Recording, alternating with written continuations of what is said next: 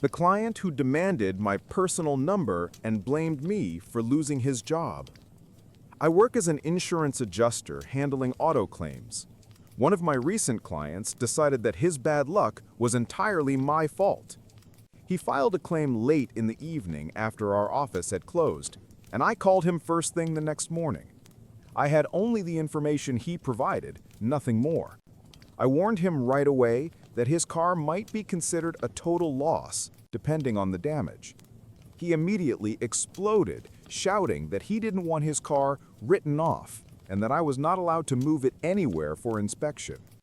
As I started to calmly explain alternative options, he began yelling, insulting me, and demanding that I just issue the payment. If only it were that simple, my job would be a lot easier. I explained that, under his insurance policy, we are required to inspect the vehicle before processing any payout to determine whether it's repairable or totaled. He kept arguing, so I told him I'd end the conversation and try again once he'd calmed down. I hung up and went to a meeting. Meanwhile, he started spamming our customer service line, calling over and over again, harassing at least 4 different agents, refusing to hang up until I personally answered. I told them I was in a meeting and wouldn't be available for about half an hour. He stayed on the line for several minutes, hung up, then called again. When I finally got the chance to return his call, I suggested we contact his auto repair shop and ask them to send us photos so we could make a preliminary assessment. He snapped that he'd already sent them last night. I explained there were no attachments in his email and that we needed specific photos to properly evaluate the damage. Then he said it was my job to call the shop and request the pictures, which, ironically, was exactly what I had just proposed. After that, he demanded my personal phone number. I told him I don't have a company cell phone. He insisted he needed to reach me over the weekend. I refused. He repeated the demand several times, then demanded to speak with my supervisor. I told him she was aware of the situation and would contact him when available, but that I couldn't share her private number. He ordered me to make her call right now. I reminded him she's my supervisor. I don't control her schedule. When he tried to keep me on the line until his demands were met, I told him there was nothing left to discuss and ended the call. Later, I phoned the repair shop and the employee there was rude as well, claiming I was interfering with a good man's job and wasting their time. I politely asked them to just send me the photos by email so we could move forward, and they promised to do it. My last name is rare and included in my email address, so I spelled it out several times. But 2 hours before the end of the workday, no photos had arrived. I emailed the client to let him know, and he said he'd call the shop himself. 5 minutes before closing, I tried the shop again. No answer, no voicemail option. I sent the client another message saying, "Photos still haven't been received, so your claim will resume processing on Monday." He responded by accusing me of working in a different time zone, saying it was unfair because I had 3 extra hours. I corrected him, it's just 1 hour, and pointed out the shop had the entire day to send the images. Then he announced that, since he didn't have rental coverage, he'd lose his job on Monday, and that would be my fault. Right, so his employer is so heartless they'd fire him over missing 1 single day. Maybe he should be talking to a state's labor department instead of me. He then circled back to demanding I just approve the claim, insisting I was deliberately delaying the process to make his life miserable. I wonder what he thinks happens to adjusters who ignore procedure and pay out claims illegally. Spoiler, we don't get cookies. We can actually be fired, fined by the state, or even prosecuted. The company could also sue us for wrongful payout. And if a client knowingly cashes a check for a claim that wasn't valid, they can be charged with insurance fraud. We'll see what happens Monday. My supervisor has been reviewing my notes and listening to call recordings, and I suspect she's preparing for a very fun conversation with him, especially since every abusive call is recorded. Update 1. Nothing major yet, surprisingly. The client's gone silent, which honestly worries me more than constant shouting. My supervisor left him a voicemail yesterday, but he hasn't called back. She told me I did the right thing by switching him to written-only communication, and I don't have to answer his calls anymore. She also said that if he starts making threats, which seems entirely possible, she'll involve corporate security and help me file a report with his local police. Every call is recorded anyway. Today, I spoke with the shop owner about how unprofessional his employee had been on Friday. He admitted that the client had been harassing her non-stop on the phone, apparently because she'd made the mistake of giving her her personal number when he demanded it. Turns out the owner is an old friend of that client. He freely shared that info, then added they're no longer friends after this repair, especially since that rude employee was his niece. He even said he'd blacklist the client permanently. Finally, I got the photos, detailed and numerous. The damage was actually minor. Clearly, he'd just hit some large metal object on the road that got wedged underneath the car. The shop even sent a photo of the bent part. And yes, you all were right, he had a large aftermarket accessory installed that wasn't covered by his policy. It's a custom roof on his pickup truck, but it wasn't damaged anyway. Even if it had been, we wouldn't cover it. His policy doesn't include custom equipment. I sent everything to our special investigations unit. While they agreed the client's behavior seemed suspicious, there wasn't enough evidence to open a full fraud case. And since it was a single vehicle accident, we're obligated to cover the repair, even if he wasn't entirely honest about what happened. Some states allow denial if a client lies about the cause, but unfortunately, not this one. I emailed him to confirm we'd received the photos and were coordinating with the shop. He never replied. Total silence. Absolute silence. Either he's truly ashamed of his behavior, which would be the right reaction, or he's like a ticking time bomb, waiting until the end of the week when I'll be swamped with work so he can explode again and tell me how I cost him his job. We'll see. This will probably be my last update, but if anything else happens, I'll post again. Huge thanks to everyone who supported me. You helped me realize I'm not crazy or overly sensitive. And to those who say, it's your job, you're trained to handle this, let me be clear. First, no, nobody trains you to deal with this level of insanity. Second, my job is to fix cars, not to tolerate verbal abuse and unhinged tirades. Let this be a reminder to everyone, be kind to people, especially to the faceless voices on the phone who are just doing their jobs. Second update. Thank you all for the kind messages and support. A few people asked how it all ended, so here's what happened. The silence didn't last long. Turns out the client really was a walking time bomb. The repair shop sent me all the information I needed to finish the preliminary repair estimate. The shop owner explained they'd probably find more damage once they started working and would contact me for updates. He apologized again for his niece's behavior during my first call and said he's no longer friends with that client. Our special investigations team reviewed the case and concluded there wasn't enough evidence to call it fraud, so that was that. I emailed the client asking where he wanted the payment sent, directly to him or to the repair shop. He immediately demanded a call, claiming he disagreed with the estimate. Here's how auto insurance payments actually work. The company first creates a preliminary estimate based on visible damage. An initial payment is issued to start the repair process. The shop and insurer stay in touch. If more hidden damage is discovered, additional payments are made later. Simple enough, right? Not for this client. He started yelling that the shop's estimate was $7,000, but we were only paying $6,500. I explained that we're happy to work with the shop and pay more if new damage is found, but the insurance can only cover verified damage. I also mentioned that we keep policy prices fair by aligning payouts with shop estimates and avoiding unnecessary overpayment. He didn't let me finish. He screamed that I'd cost him his job and now was refusing to pay what the shop demanded.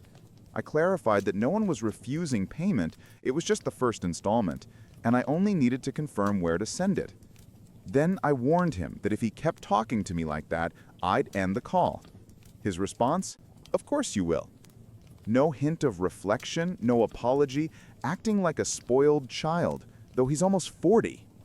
I tried to continue, but he kept shouting over me, saying disgusting things about me and my family. Finally, I said, "Do you really want to finish that sentence on a recorded line that dozens of people might hear later?" He paused for a second and then said, "I hope your husband rapes you and leaves you."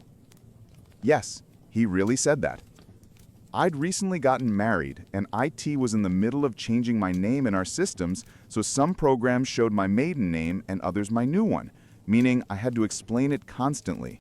I'd even explained it to this client earlier, so he knew he was saying that to a newlywed woman. I admit, I lost my professional tone for a moment. I told him, "Sir, throughout this entire process, the only thing preventing your car from being fixed is you. The way you've treated me, my coworkers, and the shop employees is appalling. You should be ashamed of yourself. You haven't said a single kind word to me. Working with you has been an absolute nightmare. Now you're spewing vile comments about my personal life, even after I told you last Friday that it was none of your business when you demanded my personal number. And now you're insulting my husband, someone you've never met and know nothing about. My husband is a far better man than you'll ever be, even though he's half your age. At least he knows how to treat people with respect, even in tough situations. I genuinely pity your wife if she has to live with someone like you. At least my husband doesn't have to force me to sleep with him.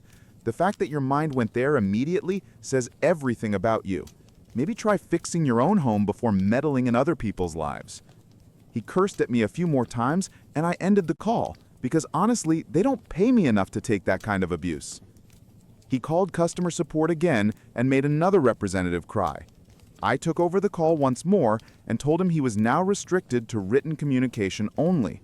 I wouldn't answer his calls again, only emails or messages. Then I hung up. I thought that was the end, but apparently he still had my supervisor's contact info from Monday and called her directly. She phoned me afterward and told me what happened. He claimed I'd accused him of sexually assaulting his wife just because he asked about the estimate I supposedly prepared, even though I don't do estimates at all. That's a different department. He said he only wanted to clarify next steps when I hung up.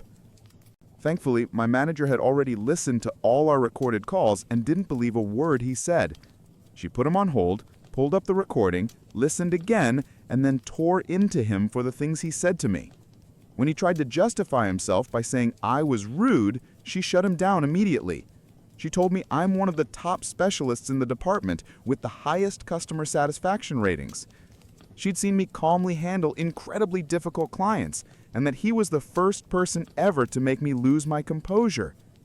Then she told him that from now on, his account would officially be limited to written communication only, something I had already requested with her earlier. She warned him that if she heard about one more case of him verbally abusing an employee, she'd escalate it as a harassment case. Unfortunately, we can't fire him as a client. He still pays us money, and upper management only cares about revenue, not what we go through. Hopefully, this pushes him to cancel his policy and become someone else's problem. I asked my supervisor if I'd face any disciplinary action for that call. She replied, "What call? I didn't hear any call, and I certainly couldn't delete a recording if it didn't exist," basically covering my back in case he tries to complain further. I sent the repair estimate to the shop with instructions on how to request additional payments if new damage is found. Then the client emailed me again asking me to send the payment directly to him. Apparently, he called the shop afterward and got into a screaming match with them too, because soon after he wrote, "Send me the money, the shop pissed me off." So I did, but made the check payable to both him and the lien holder, meaning he has to get it endorsed by the shop before cashing it. And of course, it's going by regular USPS mail, not express delivery. Finally, I closed the case. Still, I can't shake the feeling that this isn't over yet. If anything else happens, I'll let you know, but thankfully, I'll never have to speak to that man again. Once again, thank you all for the support. I nearly lost $900,000 during my divorce, but instead, I destroyed my cheating wife in court with shocking evidence. I work as an elementary school teacher, so my daily routine is very predictable.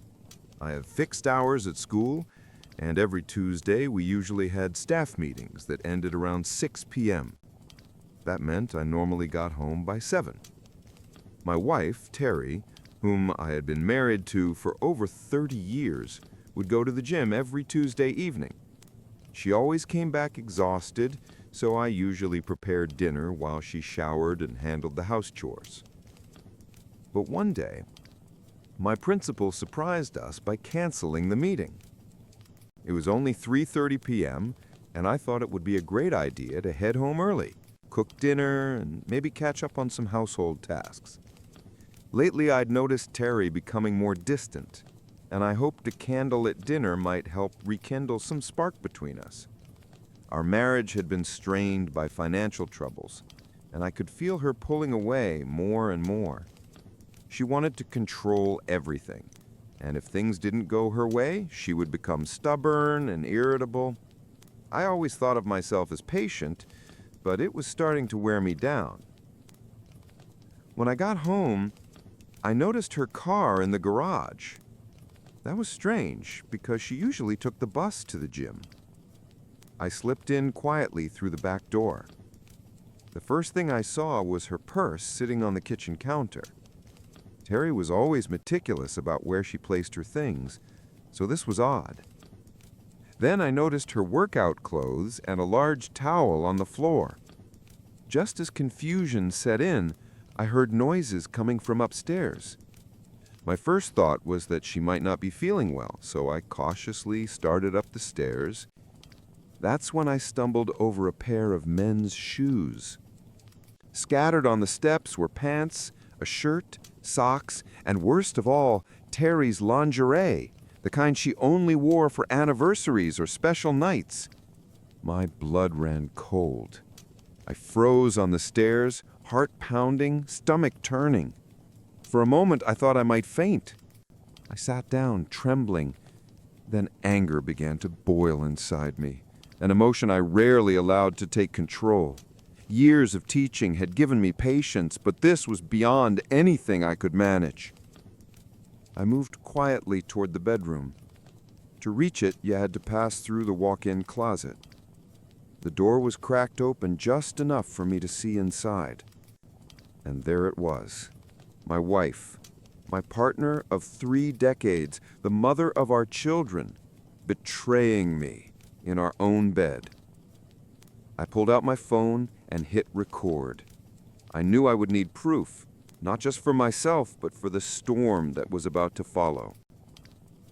Watching it unfold before my eyes was like living through a nightmare I couldn't wake up from. Terry, the woman who claimed to love me, who volunteered at charities, who acted like the perfect wife, was now just another liar. I couldn't watch anymore. I stopped recording, slipped out of the house, and just walked aimlessly. Eventually, I ended up in a park miles away. I sat on a bench, splashed some water on my face, and played the video back. The sound was low, so nearby kids wouldn't hear, but on that screen was the collapse of my marriage, my family, my entire life. And there in the park, I broke down and cried. By the time I got back home, it was around 7 p.m., my usual return time on meeting days. Terry greeted me at the back door with fake concern. "Do you want me to get you something to drink?" Her eyes were full of feigned worry, but I couldn't bring myself to tell her the truth. My voice shook as I muttered, "Not really. I think it's just my stomach. I'm going to take a shower and sleep it off." "All right, but take a bucket in case you throw up. I don't want to ruin the clean sheets," she said casually. That almost broke me. Those clean sheets had already been ruined, stained by betrayal. I replied more firmly, "I'll sleep in the guest room tonight." And that's exactly what I did. For the next few days, I pretended to be unwell. She went on with life as if nothing had happened, while I carried the weight of the recording in my pocket. The evidence that my marriage was nothing but ashes. When Monday came, I finally decided what to do next. I needed answers. Was this just a one-time betrayal, or had it been going on for a while? The next morning, I told the principal that I had to undergo an unexpected medical procedure and wouldn't be able to teach for a few days. A substitute was arranged, which gave me the freedom I needed. On Tuesday, I left home as usual, but parked several streets away, then walked back quietly, cutting through neighbors' yards. I knew all the back routes and moved carefully so no one would notice me. I slipped into our detached garage and changed into casual clothes and soft shoes to keep silent. Then came the waiting. I remembered that the last time I'd come home early, there hadn't been any strange cars parked outside. That meant her lover probably came on foot. I crouched behind the hedge and bushes near our front entrance, hidden but with a clear view of the door. Terry carried on her morning as if everything was normal. Washing dishes, starting the dishwasher, vacuuming, dusting. Around 11:30, she went upstairs. I heard the shower running, followed by the toilet flushing. After about 45 minutes, she came back down and left the front door slightly open, an unspoken invitation for her guest. It didn't take long. Around 12:30, he showed up. I didn't know who he was at first, but I managed to capture about 10 seconds of video on my phone. It showed his side profile and almost a clear shot of his face. He didn't hesitate, he just walked straight into my house.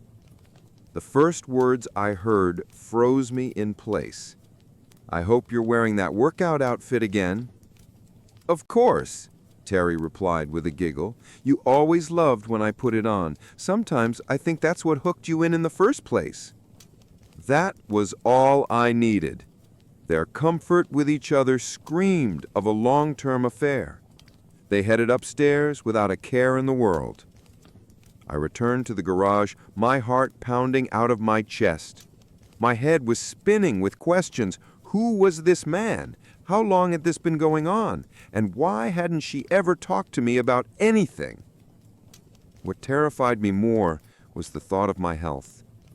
They hadn't used protection, at least not that I could see. The idea that she might have put me at risk made my stomach churn. I thought back to her years at the gym, the social circle of married women she had joined, and the charity events. Maybe the gym held the answers. Update 1. Being a teacher came with one big advantage. I had access to printers and other resources. I decided to start by printing still frames from the video I'd taken. Identifying him was now my top priority. On Thursday, when Terry was supposed to go to the gym again, I suggested going with her. I claimed I was thinking about getting a membership myself, especially since school was on break. She immediately grew uncomfortable and tried to talk me out of it. "It's really just a group of wives who chat more than work out," she insisted, but I didn't budge. So that Thursday, I walked into the gym with her. The moment I stepped inside, it felt like a scene from an old Western. Everyone turned to stare at me, whispering among themselves. Terry was visibly on edge, sneaking nervous glances toward the staff area. I tried to distract myself by walking around the facility. It was the usual setup, rows of machines, mirrors on the walls. Near the exit, I noticed a staff board with photos and contact info. At the top was the owner and director, Miss Elizabeth West, followed by 2 women and 1 man. My blood went cold. The man was him, the lover. Under his photo, Philip Barnes, head of training programs, personal coach. As I memorized his number, I looked back toward the machines. Terry was gone. Panic struck me until I spotted her a few minutes later in a hushed but desperate conversation with none other than Philip. She stood partly hidden behind weight equipment, gesturing for him to leave. Then she quickly returned to her machine as if nothing had happened. She didn't realize I'd seen it all. I sat there burning with rage, trying to keep my composure. When she came back over, she noticed my pale face and asked softly, "Are you okay? Is your blood sugar still low?" "I'm fine now. Are you ready to leave?" Before she could answer, the director's voice echoed through the loudspeaker. "Ladies and gentlemen, the last training session of the day is canceled. Mr. Barnes suddenly felt unwell and had to go home. A wave of disappointment swept through the women in the gym. But I wasn't disappointed. For me, it only confirmed everything. Update 2. It seemed that workouts with Mr. Bonte were a cornerstone for many women at that gym. That alone made me think this needed deeper investigation. When I glanced at Terry, she didn't show much reaction to the announcement of his sudden illness. But I could swear I saw her shoulders relax, as if a huge weight had been lifted. "Let's go," she said quickly, snatching her towel and gym bag from the storage area where everyone left their things during class. We were just stepping out when a woman approached us, someone I didn't immediately recognize. "Hello," she said nervously. "Sorry, I'm new to all this and lost track of time. My son Timothy's here, right?" That wasn't usual. New parents often struggled with pickup procedures. I reassured her I'd get Timothy while colleagues covered the remaining kids. I found him near his classroom, chatting with another student. "Hey Tim, your mom's here. Let's head to the pickup area." He looked puzzled. He was in the last year of elementary school, old enough to not lose track of time. "That's weird," he muttered. "Mom's usually busy with her fitness instructor on Friday afternoons. Back at my old school, she often didn't come until 5:30. The word fitness instructor hit me like a hammer. My heart pounded as I casually asked, "Oh, that's great she takes care of her health. Do you happen to know his name?" "Yeah, it's Bonte or something like that. He works at the local gym but also does private lessons at home. That's who I want to be when I grow up. Mom always seems so happy and relaxed after training with him. We usually order takeout on Fridays because she doesn't have time to cook." I nearly lost my composure. This man wasn't just entangled with my wife, he was messing around with multiple women in town. Back at the car, his mother thanked me warmly for helping. "Not a problem," I said smoothly, "part of the job. By the way, I don't think we've officially met. I'm Gerard D. Kids just call me Mr. D." "Nice to meet you," she replied, shaking my hand. "I'm Mary Jones. I remember seeing you at the gym last Thursday. You were there with your wife, Terry. Sorry she seemed in such a hurry to leave. It looked like Mr. Bonte's absence threw everything off." The moment she said his name, her entire demeanor shifted. She paled, her hands trembled, and she stammered, Well, Mr. D, see you later," before practically fleeing the parking lot. That sealed it. Bonte wasn't just a trainer. He was a serial predator in our community. Update 3. It was time to think about my future, and in that vision there was no Terry. Rage gave me clarity. I began reviewing all the small but crucial details of our shared life, the sort of things couples often overlook. Who pays which bills? Which insurance company do we use? When are utilities due? From which account do we make automatic payments? I discovered the mortgage had only a small balance left. My retirement account had grown to an impressive $900,000, thanks to mandatory contributions from our teachers' union. Our savings account, intended for an overseas vacation, held about $30,000. That trip was no longer on the table. My priority became draining it before Terry realized I knew about her betrayal. Quietly, I engineered a series of appliance breakdowns while she wasn't home. I'd unplug a cord, then claim a repairman had come to fix it, paying in cash. In reality, I pocketed the money and repaired it myself. Over time, I gathered nearly $20,000 this way. I also purchased tools and other necessities to prepare for what was coming. Update 4. I always paid cash for everything, showing the receipts to Terry, then secretly returning the items the next day. Dishonest? Absolutely. But honesty and trust had already been gutted from our marriage. Because of her actions, I was becoming a man I never thought I could be, a liar. Her Thursday daytime workouts with Bonte continued, and I no longer bothered even trying to initiate anything intimate with her. We coexisted like roommates. That was it. Quietly, I began boxing up my personal belongings, keeping them stored in the garage where Terry rarely went. Since her car usually sat outside, The garage was basically my territory, and she didn't notice my gradual disappearance. On the rare occasion she did ask about missing items, I told her they'd broken or that I didn't need them anymore. She accepted those answers mostly because many of my things didn't fit her preferred aesthetic anyway. When most of my possessions were gone and the house looked practically unchanged, I realized how much I'd already surrendered to Terry's control over the years. I withdrew what I could from my retirement account and bought a small house on the edge of town. It wasn't much, just 2 bedrooms, a tiny yard, and a garage, but it was mine. Close to the school where I worked, and best of all, the mortgage was small enough that half my salary easily covered the payments. No mansion, no luxury, but solid. Amazing what you can find if you're willing to skip the glossy neighborhoods. I moved my belongings in piece by piece. Furniture wasn't a problem. Secondhand shops and donation centers were full of cheap finds. Honestly, the place reflected my own state. Used, but still standing. It was time for everyone to get what they deserved. One afternoon at school pickup, Mary Jones came over to me again. Her son Timothy was playing nearby, but I immediately noticed she looked shaken, as if she had been crying. As a teacher, you get trained to read those signs. "Mr. D, can I talk to you for a minute?" she asked, her voice wavering. "Of course. Just park over there and meet me at the benches."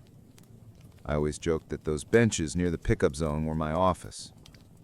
She parked, then joined me, while Timothy kicked a ball around. She hesitated, then finally began. "I don't know how much you know about what's been happening at the gym." I kept my face steady. "I know Terry, my wife, enjoys it there. Says it keeps her in shape." She bit her lip, clearly wrestling with herself, then blurted, "There are things you need to know." I cut to the chase. "Does this have to do with Philip Bonte?" Her expression hardened instantly. "You have no idea just how much it has to do with that pig." "I can imagine. But go on." Tears welled in her eyes. "He targets women at the gym. Regulars. He watches, waits, and then pounces." I asked how she knew. She looked away, ashamed. "Because I was one of them. Until last month. We met every Friday at 12:30. Her voice faltered as though reliving it. She confessed how she had believed there could be a future with him. Divorced, lonely, missing intimacy. Bonte had filled a void, until suddenly another woman replaced her. He dropped her cold, with nothing but a half-hearted, "Sorry, can't anymore." She gave a bitter laugh through tears. "I thought I was special. Turns out I was just another notch." I sat stunned. How could she unload this on me, her child's teacher? She must have been truly desperate. Trying to offer some comfort, I murmured, "Relationships aren't always what they seem." Her eyes narrowed, searching my face. Then she whispered, "You already know, don't you? About him and Terry?" I swallowed hard. "Yes, I know." Mary reached for my arm. "Then please believe me, he'll keep doing this until someone stops him. He doesn't care who he hurts as long as his ego's fed. He even brags about it at bars with his buddies." Her tone sharpened. "If you need my help to make him pay, just say the word. That man deserves to be brought down." She called for Timothy and drove off, leaving me in silence. I sat there, mind racing. Oddly, I felt a flicker of relief. Her confession made my plan for revenge seem less like an act of a betrayed husband and more like a moral obligation. Bonte wasn't just wrecking my life. He was a predator preying on countless women. The question now was, how many more? I started piecing together his schedule. The gym was open every day except Mondays, and he seemed to be there constantly. Using the number listed at the gym, I tracked down his address, just 3 blocks from our house. No wonder it was so easy for him to sneak over for sessions with my wife. I told Terry that my doctor had recommended daily evening walks around 5 p.m. Luckily, she showed no interest in joining me. That gave me the perfect cover. Since I knew it wouldn't interfere with her own meetings, everything went smoothly. During my first evening walk, I headed straight to Bonte's address and discovered that he lived in a ground-floor apartment among several similar buildings. His car wasn't there, so I lingered nearby to catch his return.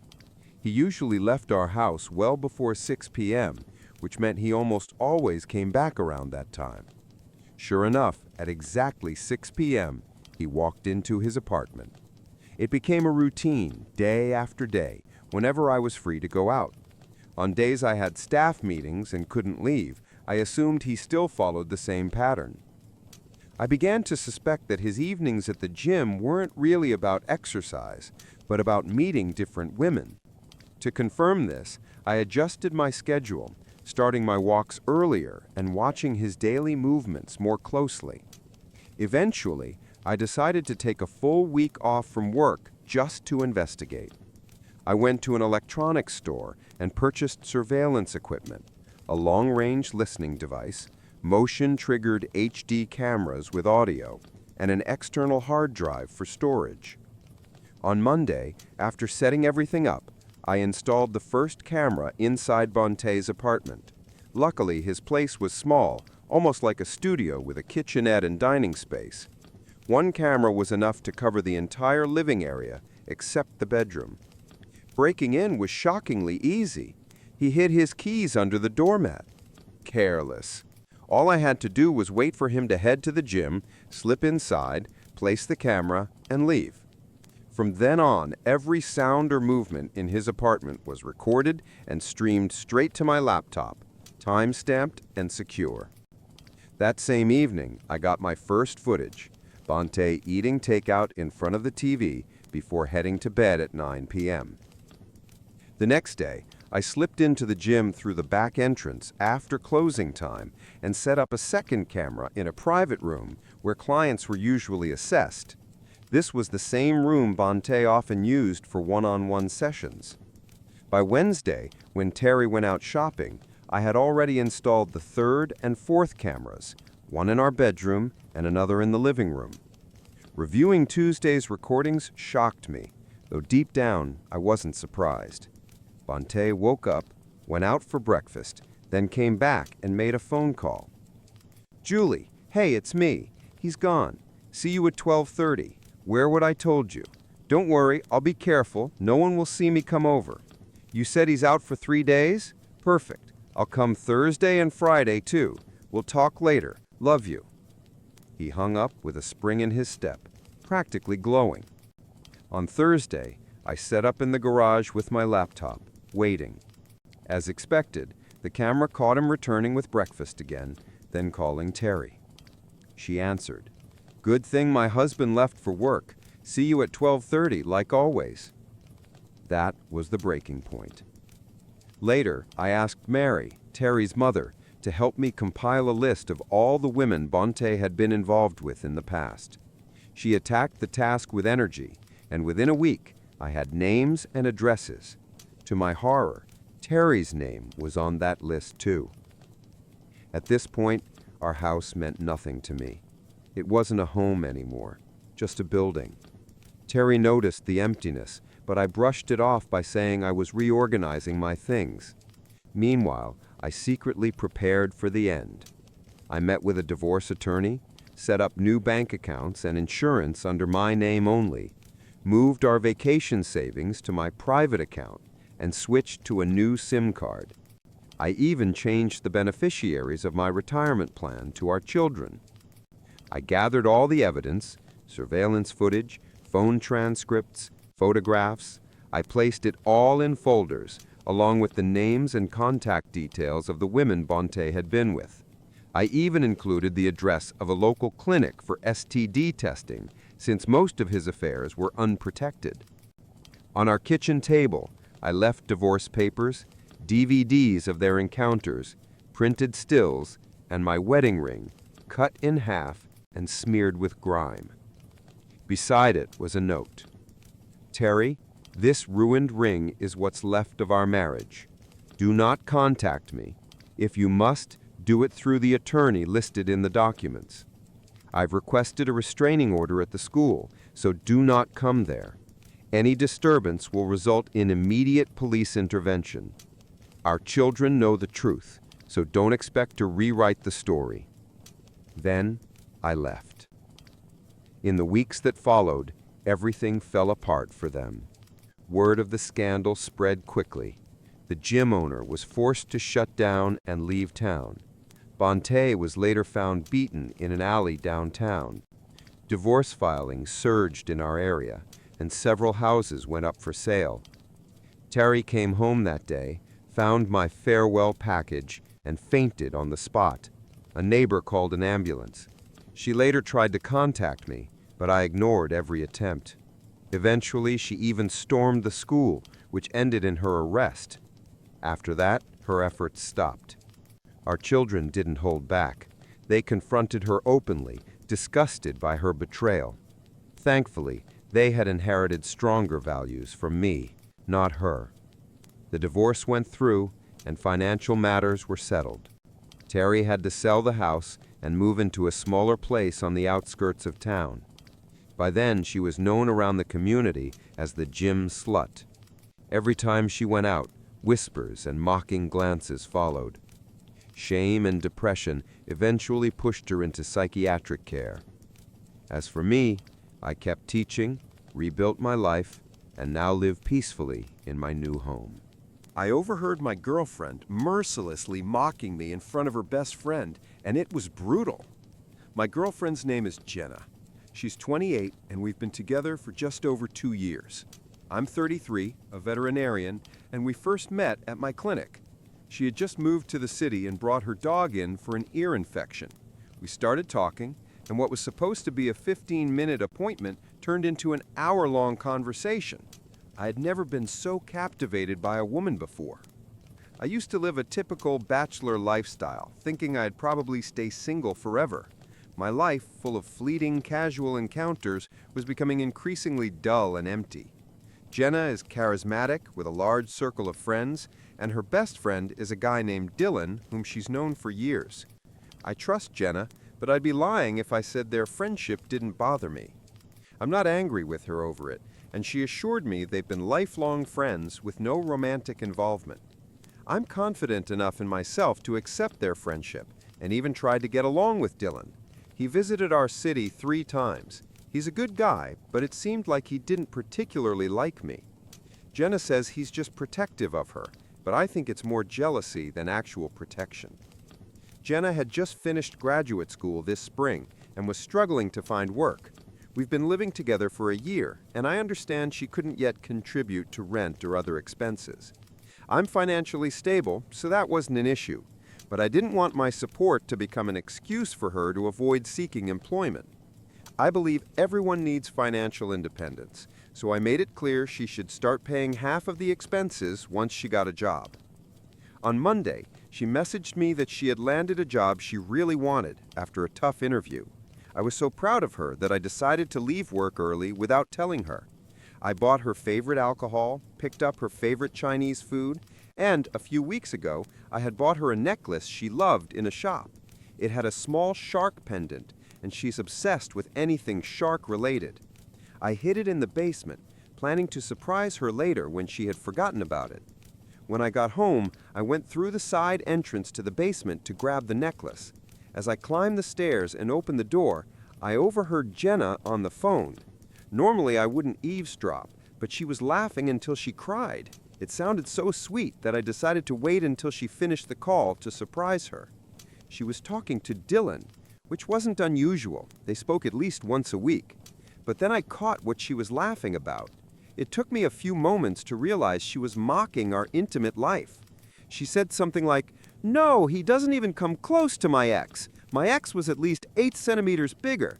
Every time I eat a tiny carrot, I feel sorry for him. It must be traumatizing to be bitten by the same size. It would almost be cute if it weren't so terrible.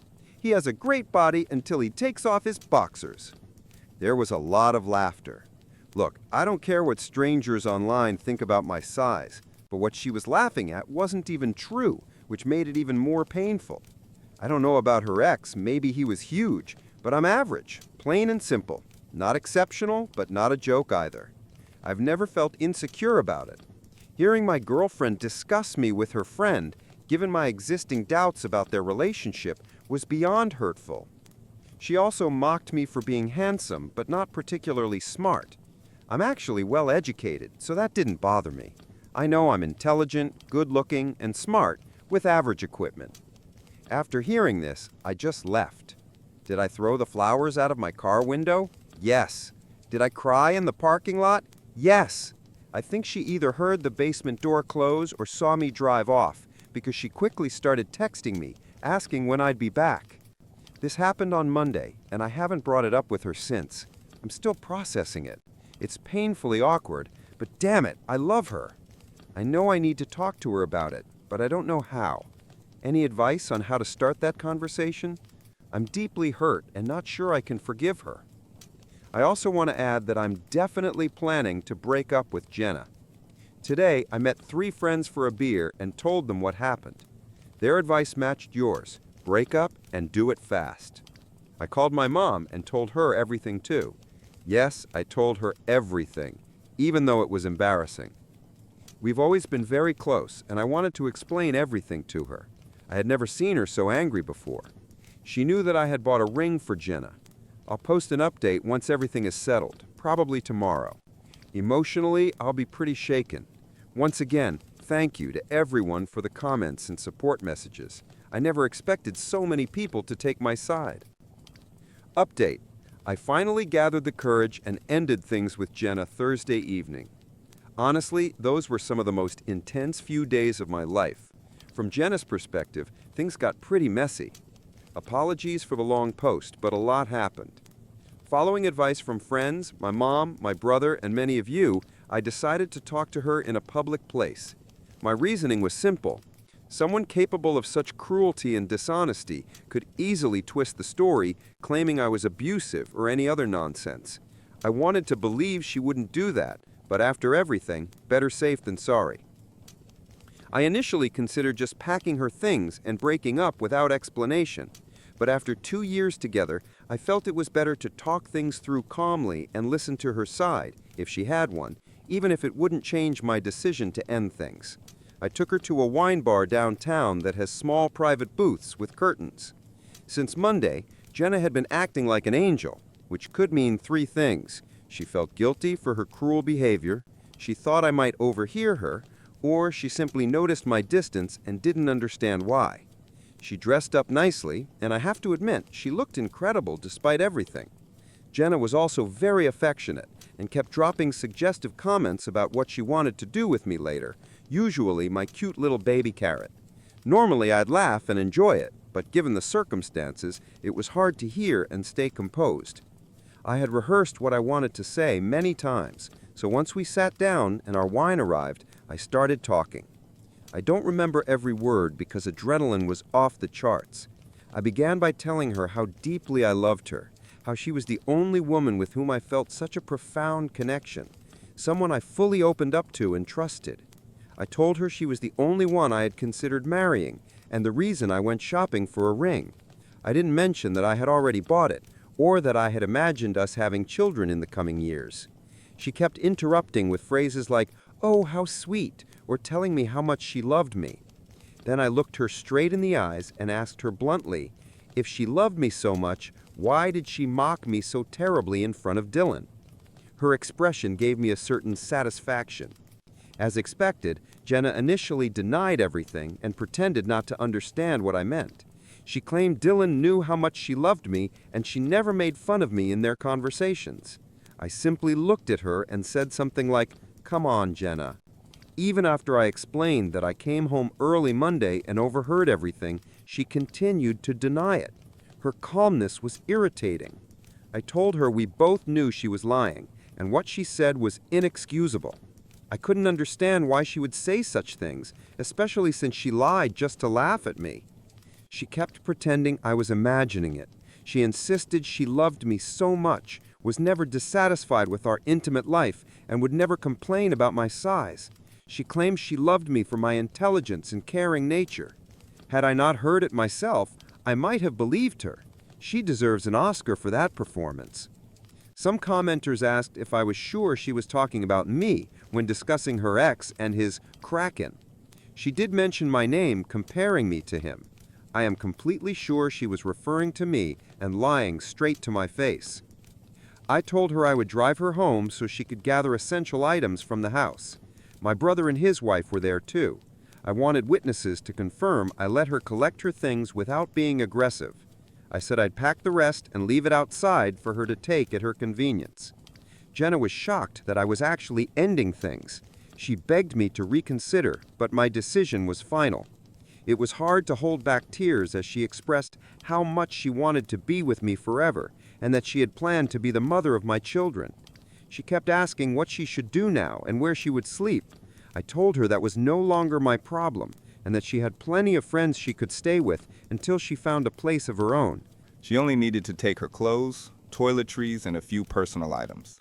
Almost all furniture and decor in the house, which she had redone, had been paid for by me. And then the tears began.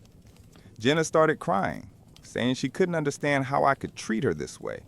She repeated over and over that she always thought I was a good guy. I told her I am a good guy. That's exactly why I didn't throw her things on the lawn, change the locks, or leave without explanation. And then somehow she managed to twist the knife even deeper. She admitted she didn't know why she had said all those things to Dylan. Maybe it was because with him, she could laugh at things that would otherwise make her cry. Apparently, this included my penis. Normally, I don't stoop to sarcastic remarks, but I told her she was welcome to move back to her hometown and live happily with her ex and his 23-centimeter endowment. Seeing her tears vanish instantly was shocking. Clearly, in her eyes, I was a jerk, terrible with women, a failure, destined to be alone, with a tiny carrot down there.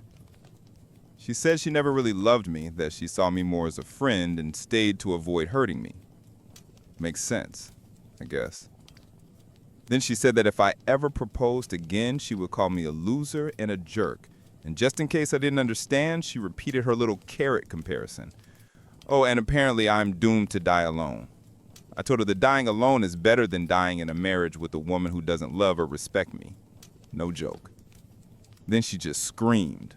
A long, unbelievably loud scream. Not even words, just pure noise. It was terrifying. After that, she ran out, calling me a disgusting pig. I had already paid the bill and apologized to the waiter for the drama. When I stepped outside, she was just standing there, crying. Even though what she did and said was awful, it still hurt to see her like that. I didn't want to just leave her outside in the cold, so I offered to drive her home so she could gather her things, but she had to stay somewhere else afterward. She agreed. The car ride was silent, incredibly awkward. When we arrived home, my brother and his wife were there. His wife stayed inside while Jenna collected her belongings, and my brother waited with me outside. The process went relatively smoothly. I left her a note explaining that her things were on the porch and she could collect them anytime I was at work. I didn't hear from Jenna all day until it was time to come home from work. She sent a vicious message wishing me every misfortune imaginable. I didn't respond. When I got home, I found my house in complete chaos. I have no idea if she made a copy of the key or somehow knew how to pick locks, but she got inside and destroyed everything. Breakable items were smashed, furniture ripped apart, and the kitchen was ruined. The only good thing she did was lock my 2 dogs in a room, probably to keep them safe from broken glass or spilled food. I have 2 cars, one for daily use and an SUV for work, which I use for house calls or transporting large or exotic animals. Among all this chaos, I remembered that I had given her the keys to the SUV in case of emergencies. She destroyed that too. Inside, flour was scattered and tomato sauce was spilled everywhere. It's just stuff, I know, but the most shocking part was that she could act so childish and destructive after everything we'd shared. Just the weekend before, we'd gone to a show, hung out with friends, played Monopoly, made up our own drinking game, watched Netflix, and even had sex multiple times. And now my home and car were ruined, and I was left in turmoil.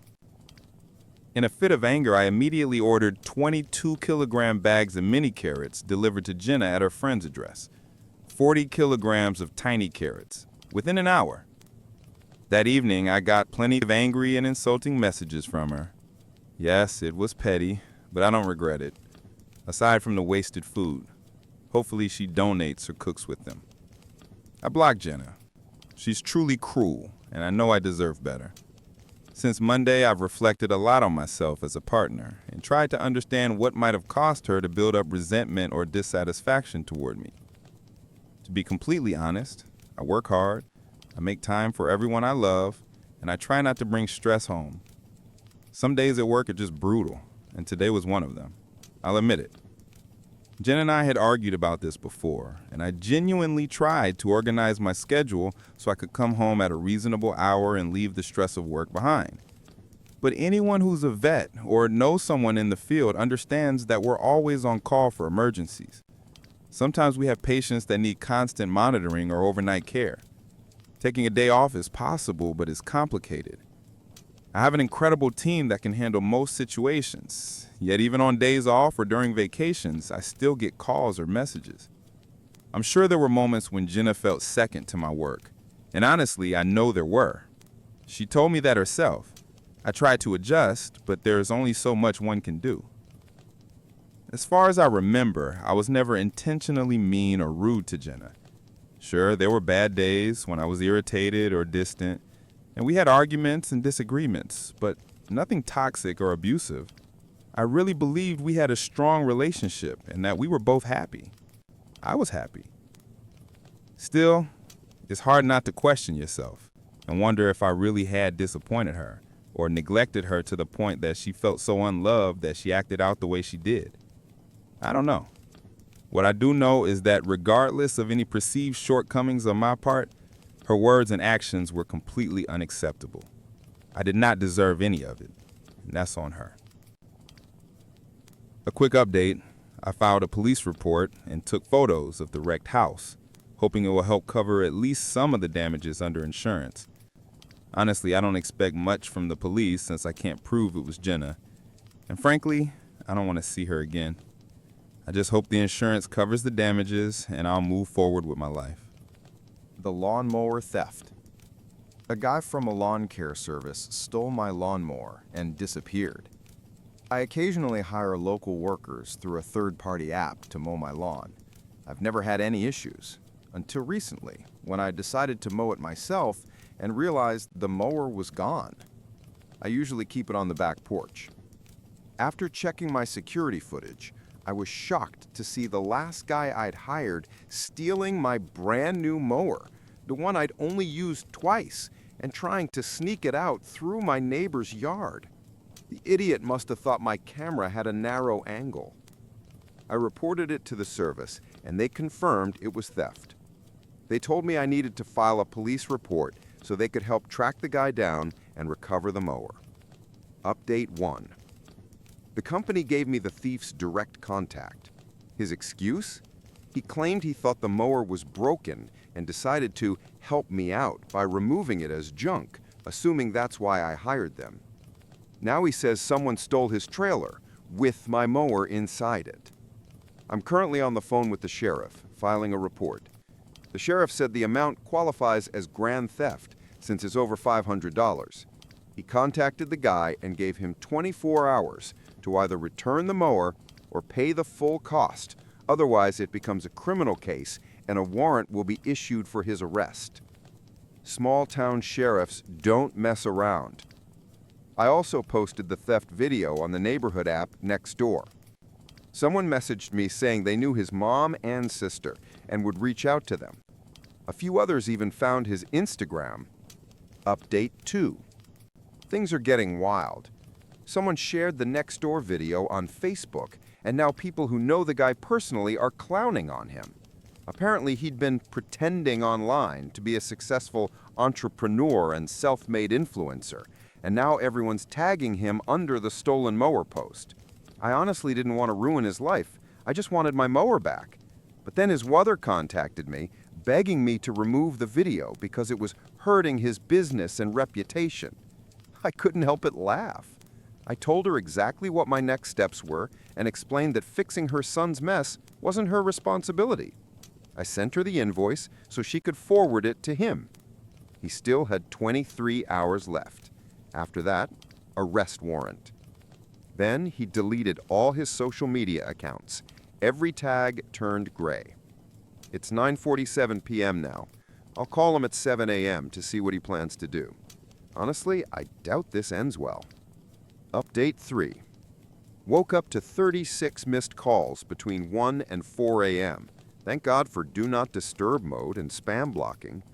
When I tried calling back, the call went straight to voicemail. Then I tried from my Google Voice number and it went through. So yeah, he blocked my main number. I also spoke to his mom again. She's changed her tune now. Said she's tried reaching him too, but he's ignoring her calls. She finally told me, do what you have to do. He's really about to run from the law over a damned lawnmower. Update 4. Finally reached him through his sister. He said he doesn't have the $579 to replace the mower and asked if I could convince the sheriff to give him 2 weeks to get the money together, which is, by the way, an admission of guilt. I told him to borrow from someone or ask his family because I wasn't dropping the charges. He's got 9 hours left. Tick-tock. Update 5. The sheriff sent a deputy over to inspect the property, take my statement, and collect documents from the app that hired him. Guess what? The deputy ran a background check, and it turns out the guy already has a criminal record in another county for theft. They're done waiting. The warrant's being issued.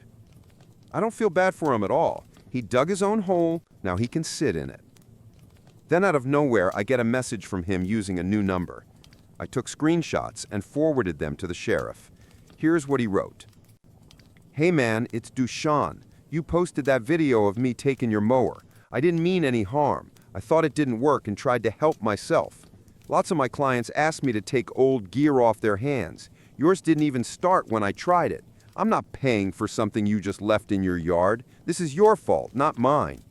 And about that sheriff thing, I've got a great lawyer. God's on my side. You act like it's the end of the world, but I'll rise again. Good luck, bro. Yeah, the dude has completely lost it. I stopped responding altogether and forwarded the messages to his mother and sister. He seriously needs help. Then he sent another text. You think this is a joke, man? I don't care about you or the cops. It's all a game to me. People like you always try to bring down guys like me when we're rising up. You'll never understand my hustle. I live this every day. I could buy 10 lawnmowers if I wanted. Yours was trash anyway. Can't even afford a John Deere like a real man. You're a clown. Always will be. That's probably the last update, unless the sheriff tells me he's been arrested. If that happens, I'll post his mugshot. For now, I just bought a new mower, an electric one I can keep inside the house this time. Thanks to everyone for the support, jokes, and laughs. You honestly helped me stay sane through this mess. Final update. The sheriff called. The arrest warrant is active. If his plates get scanned or he's pulled over, he's done. Police don't have his current address, only his mom's. But I gotta say, the sheriff's office handled this incredibly fast. Not sure if I should tell his mother. Oh, and I treated myself today. Bought a new electric mower with a leaf blower, trimmer, and quick charger. It's quiet, clean, and stays in my garage. A corporate lawyer friend read the service's terms and told me I have a solid case. He's taking it pro bono. He even thinks the company will settle out of court to avoid bad publicity. And get this, someone said the thief is in Texas now. Looks like the guy really ran off over a lawnmower. I stopped a kidnapping while delivering pizza. I work as a pizza delivery driver, and one night turned into one of the strangest and most intense experiences of my life. It was a crazy shift, non-stop orders, driving all over the city without a single real break. I had been drinking water all evening because of the heat, and of course, I didn't make time to use the restroom. By the time I got close to my next delivery, the urge hit me like a truck. Luckily, I was nearly at the customer's address. I thought I'd drop the pizza off quickly, then deal with the problem. But when I pulled up, things immediately felt wrong. I'd been to that neighborhood before, even that house, but this time all the windows were dark, not even the glow of a TV inside. The entire street was eerily quiet. This was a college area, so sure, not many students were around in July, but still, somebody had ordered this pizza. I wasn't about to step out of the car and walk up to a pitch-black house. It was around 9:30 p.m., still hot outside, even though the sun had set hours ago. My car's AC barely worked, and the pizza boxes weren't helping. I called the number on the order. At first, all I heard was heavy, uneven breathing, then a shaky, "Hello?" I tried to keep it professional. "Hey, I'm outside with your pizza, but it doesn't look like anyone's home." The voice gasped, I'm not there. Not yet." Annoyed, and very distracted by my full bladder, I snapped back harsher than I should have. "Well, if you're not here, I'll have to cancel the order. You were supposed to pay cash. Next time, plan better." Almost immediately, I regretted it. The voice grew clearer. It was a young woman, maybe in her early 20s. Out of breath, she explained, "Oh my God, I was running home. I almost didn't hear you. I just switched off my AirPods. Is this better? I lost track of time at work, but I knew you'd be coming, so I'm literally sprinting back right now. Please, please don't leave. I'm starving and I don't have a car. Just 5 minutes, I promise." Hearing her voice jogged my memory. I had delivered here before, and she was always polite. Now I felt like a jerk for barking at her. I told her it was fine, that I'd wait, and hung up. But the bathroom situation was reaching emergency levels. No trees, no hidden corners. And like an idiot, I had tossed out an empty bottle earlier. The only option was the row of bushes by her front walkway. No lights outside, no one around, my car parked across the street, and thankfully, my job didn't require a uniform. I figured I'd be quick and no one would notice. I hurried to the thickest bush right near the front door, unzipped, and finally started to relieve myself. But almost immediately, I realized something was off. The sound wasn't right. It wasn't hitting dirt. It was solid. Before I could process it, a muffled male voice barked, "What the hell?" And a man suddenly burst out of the bush. He ran past me, wiping himself off. I must have hit him directly. My eyes adjusted enough to make out his shape, build, and clothes, but he disappeared before I could react. A minute later, I heard the screech of tires down the street. That's when it clicked. That girl had said she was running home, alone, at night, and some guy had been hiding in her bushes by the door. If I hadn't been desperate enough to relieve myself right there, I don't even want to think what might have happened. I was so stunned that I didn't even zip up. I just stood there, frozen, trying to process what the hell had just happened. The reality of it was so terrifying that my brain refused to accept it, desperately searching for some logical explanation that would make it all seem normal. I wondered maybe the bushes led to a backyard and only looked like they were up against the house. Maybe they covered an open basement window or something. But then that voice in my head screamed, "Dude, that guy was wearing a hoodie in 90-degree Fahrenheit. That is not normal. He's bad news. You're in real danger." The thought that I'd been just a couple of steps away from some man hiding in the bushes outside a young woman's home at night sent a chill down my spine. My fight-or-flight response completely broke down because instead of running, my dumb brain decided to do the absolute worst thing possible. I walked closer to investigate. There had to be a reasonable explanation, right? Some non-creepy reason for a guy in a hoodie to be crouched in the dark shrubs? I circled around, turned on my phone flashlight, and aimed it behind the bushes. But if something looks scary in the dark, trust me, shining a beam of light on it can make it 100 times worse. That's when I saw it. A bag. It was an old, beat-up drawstring backpack, a little damp from, well, yeah, I'd accidentally splashed it. Still in a fog of shock, I reached for it, thinking, okay, maybe this explains it. Maybe he's homeless. Maybe he was just resting here. But when I opened the bag, reality hit me like a truck. Inside were a sharp hunting knife, a roll of duct tape, and a bottle of pills. At that moment, every illusion I'd been clinging to shattered. My body flipped into full survival mode. Adrenaline and instinct kicked in like never before. Gone was the frozen, confused idiot. I became laser-focused on one single goal: get to the car. I dropped the bag like it was on fire, bolted across the street, jumped into my car, and floored it before the door had even shut. I didn't stop until I hit a red light several blocks away. Only then did I pull over in the lot of a 24-hour pharmacy, shaking uncontrollably, trying to catch my breath. When I finally calmed down enough to think clearly, the first question hit me. Do I call the cops first, or the girl who lives there? I mulled it over for what felt like 10 seconds, but when I glanced at the clock, an entire hour had passed. My brain was still scrambled. Eventually, I told myself, all right, I'm safe in my locked car with the engine running. If anything goes down, I can drive away. But she might not know what's waiting for her. So I started dialing her number. Then a horrifying thought stopped me cold. What if there is no girl? Sure, I was 90% sure I'd delivered here before, but what if I was mistaken? What if the girl on the phone was just bait, a setup to lure me into a trap? Every pizza delivery driver alive has heard of the evil genius case. I replayed the phone call in my head. She'd been panting, said she wasn't home, begged me not to leave. The whole thing was weird, way too weird. Nope, can't risk it. Call the cops first. So I dialed 911. The operator was calm, professional, thank God, because by then I was completely falling apart.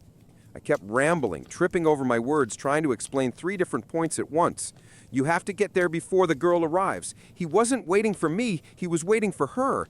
But then again, maybe she doesn't even exist.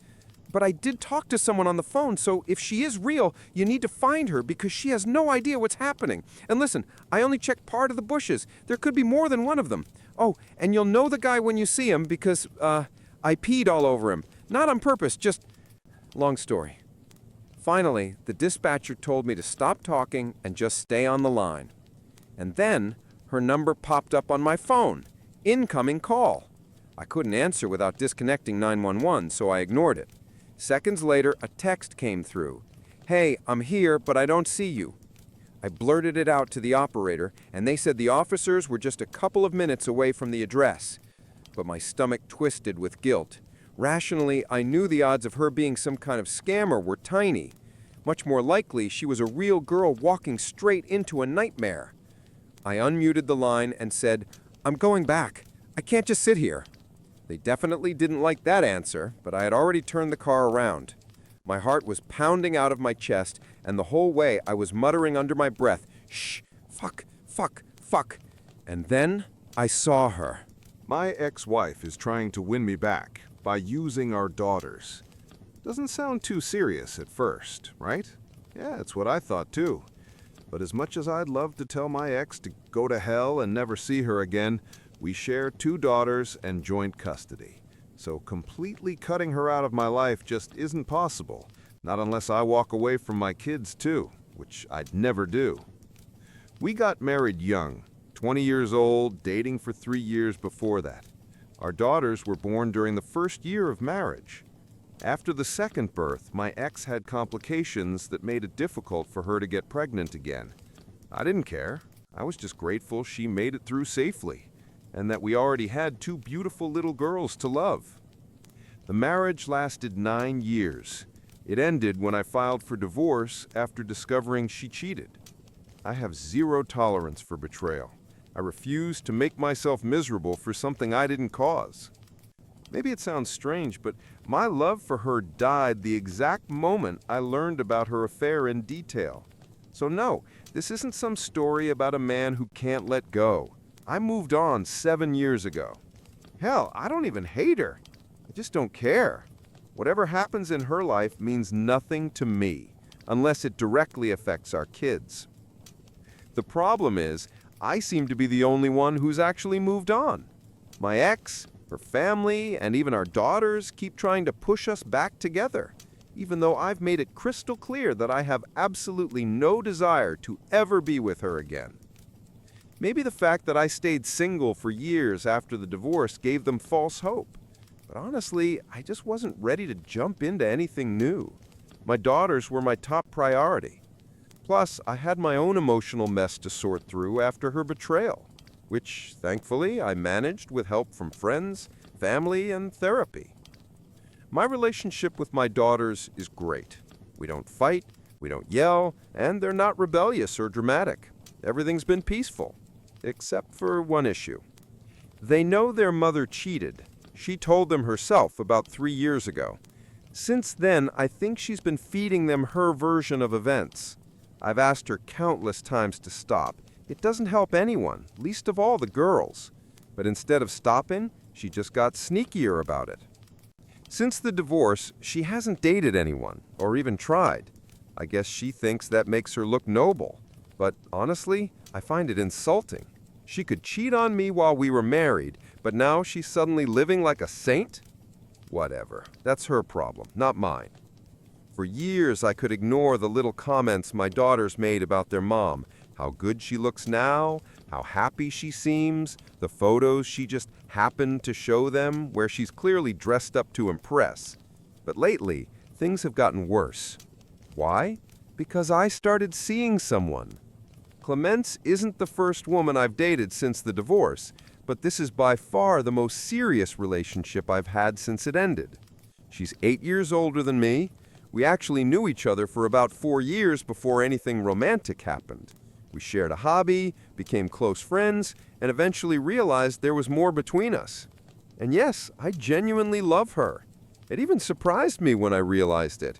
I honestly thought my ex's betrayal had broken something inside me, that I'd never be able to love again the way I once did. At first, my daughters didn't know much about Clemence. Just like my previous relationships, I kept things private. But eventually, they started coming home earlier than expected and began seeing her around. Nothing inappropriate ever happened, but soon came the sighs, the cold looks, and the questions. What is she doing here? Don't you think it's unfair to Mom? It was like they thought I was dating just to spite their mother. I sat them down for a serious talk, explained everything over and over, but it just didn't sink in. They're still clinging to some childish fantasy where their parents get back together.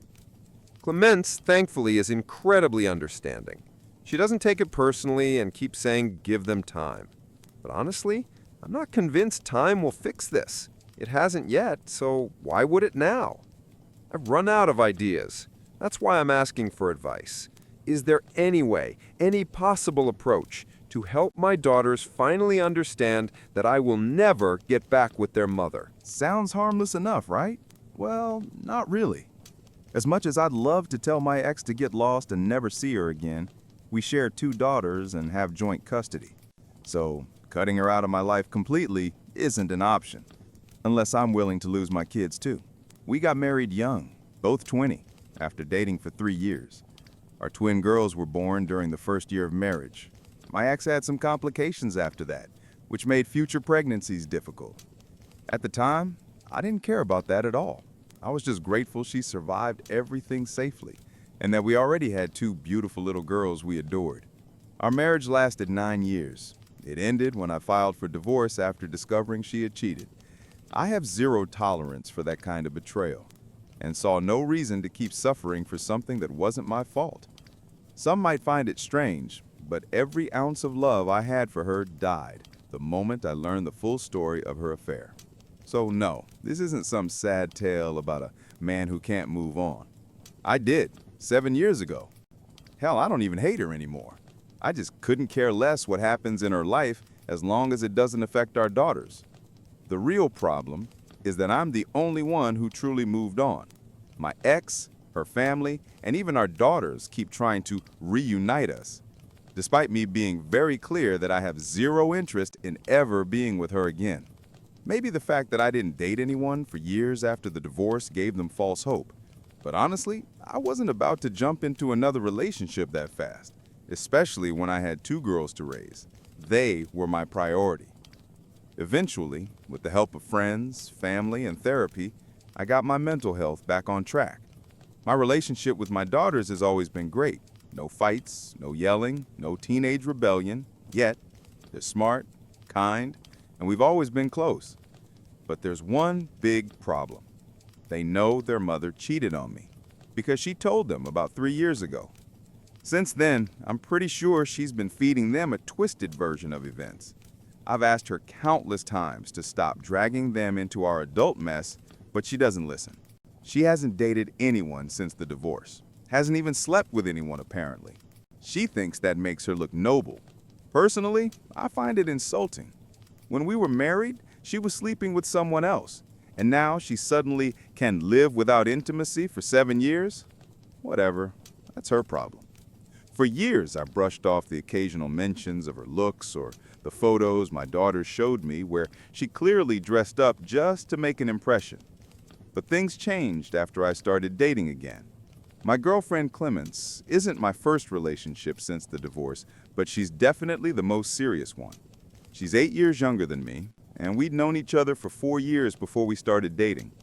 It grew naturally, from friendship into something deeper. And honestly, I love her. I didn't expect that. I thought my ex's betrayal had broken something inside me, that I'd never be able to love again. Turns out I was wrong. At first, my daughters didn't know much about my relationship with Clemence.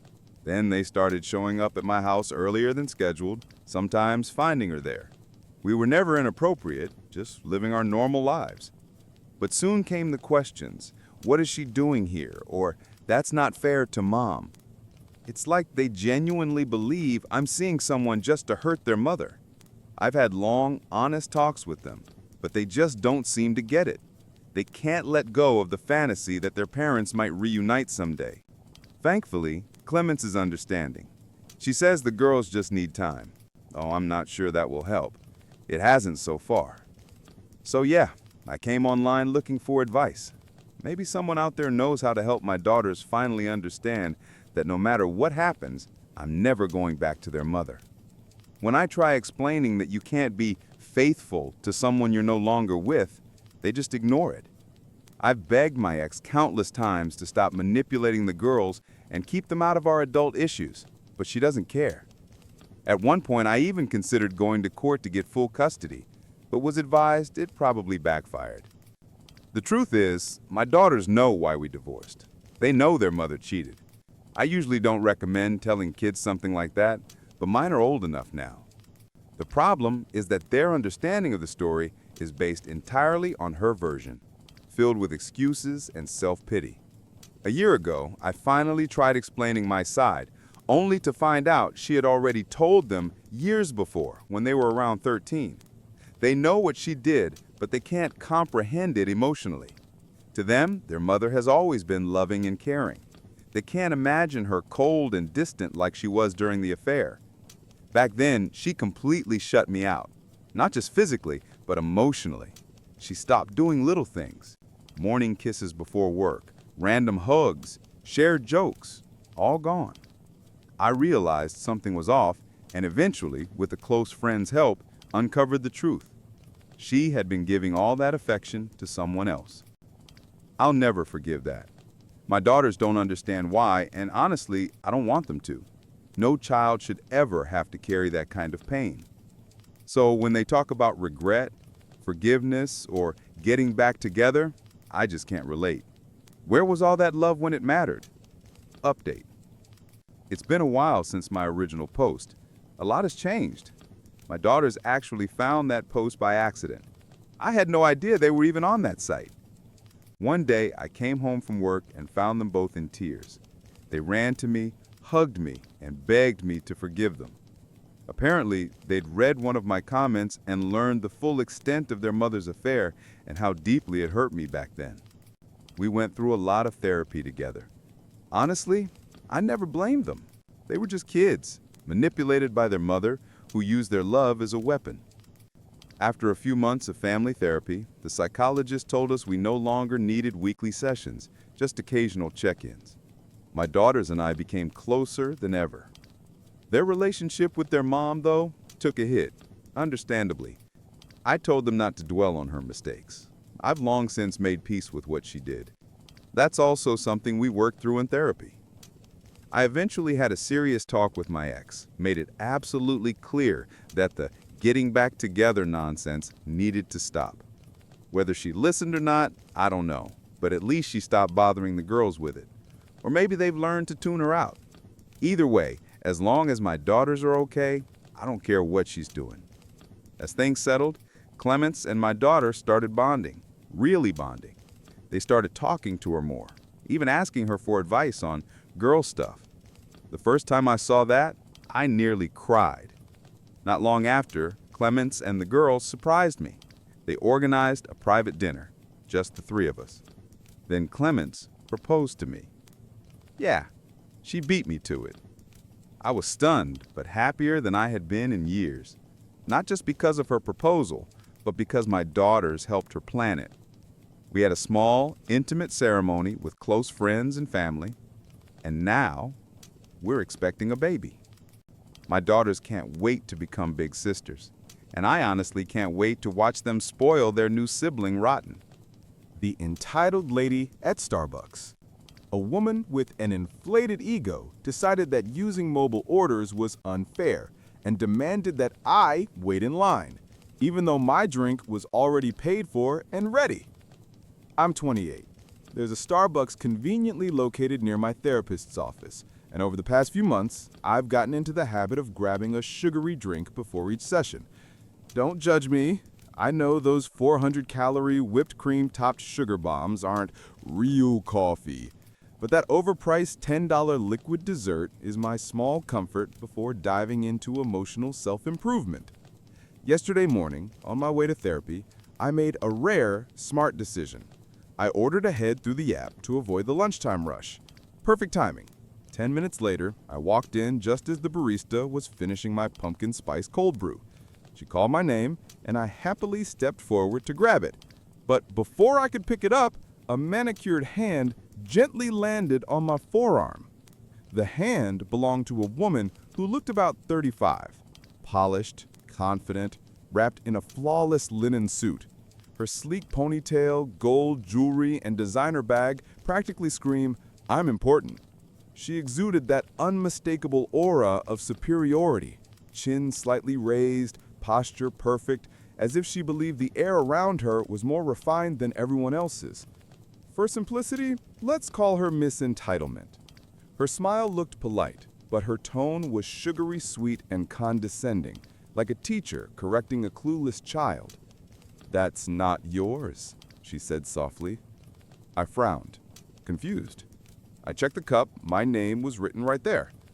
"Oh, sorry. Do you have the same name? I think this one's mine. What did you order?" She shook her head, the smile tightening. "No, my name's much longer than that. I ordered a hot soy matcha with 2 pumps of vanilla." "Ah, then this definitely isn't yours. This one's a pumpkin spice cold brew. Maybe yours is still coming out. You could ask the barista." I reached for my cup again, but her manicured claws tightened around my arm. Her mask slipped, and that fake smile cracked. "You didn't say it was mine," she snapped. "I said it's not yours.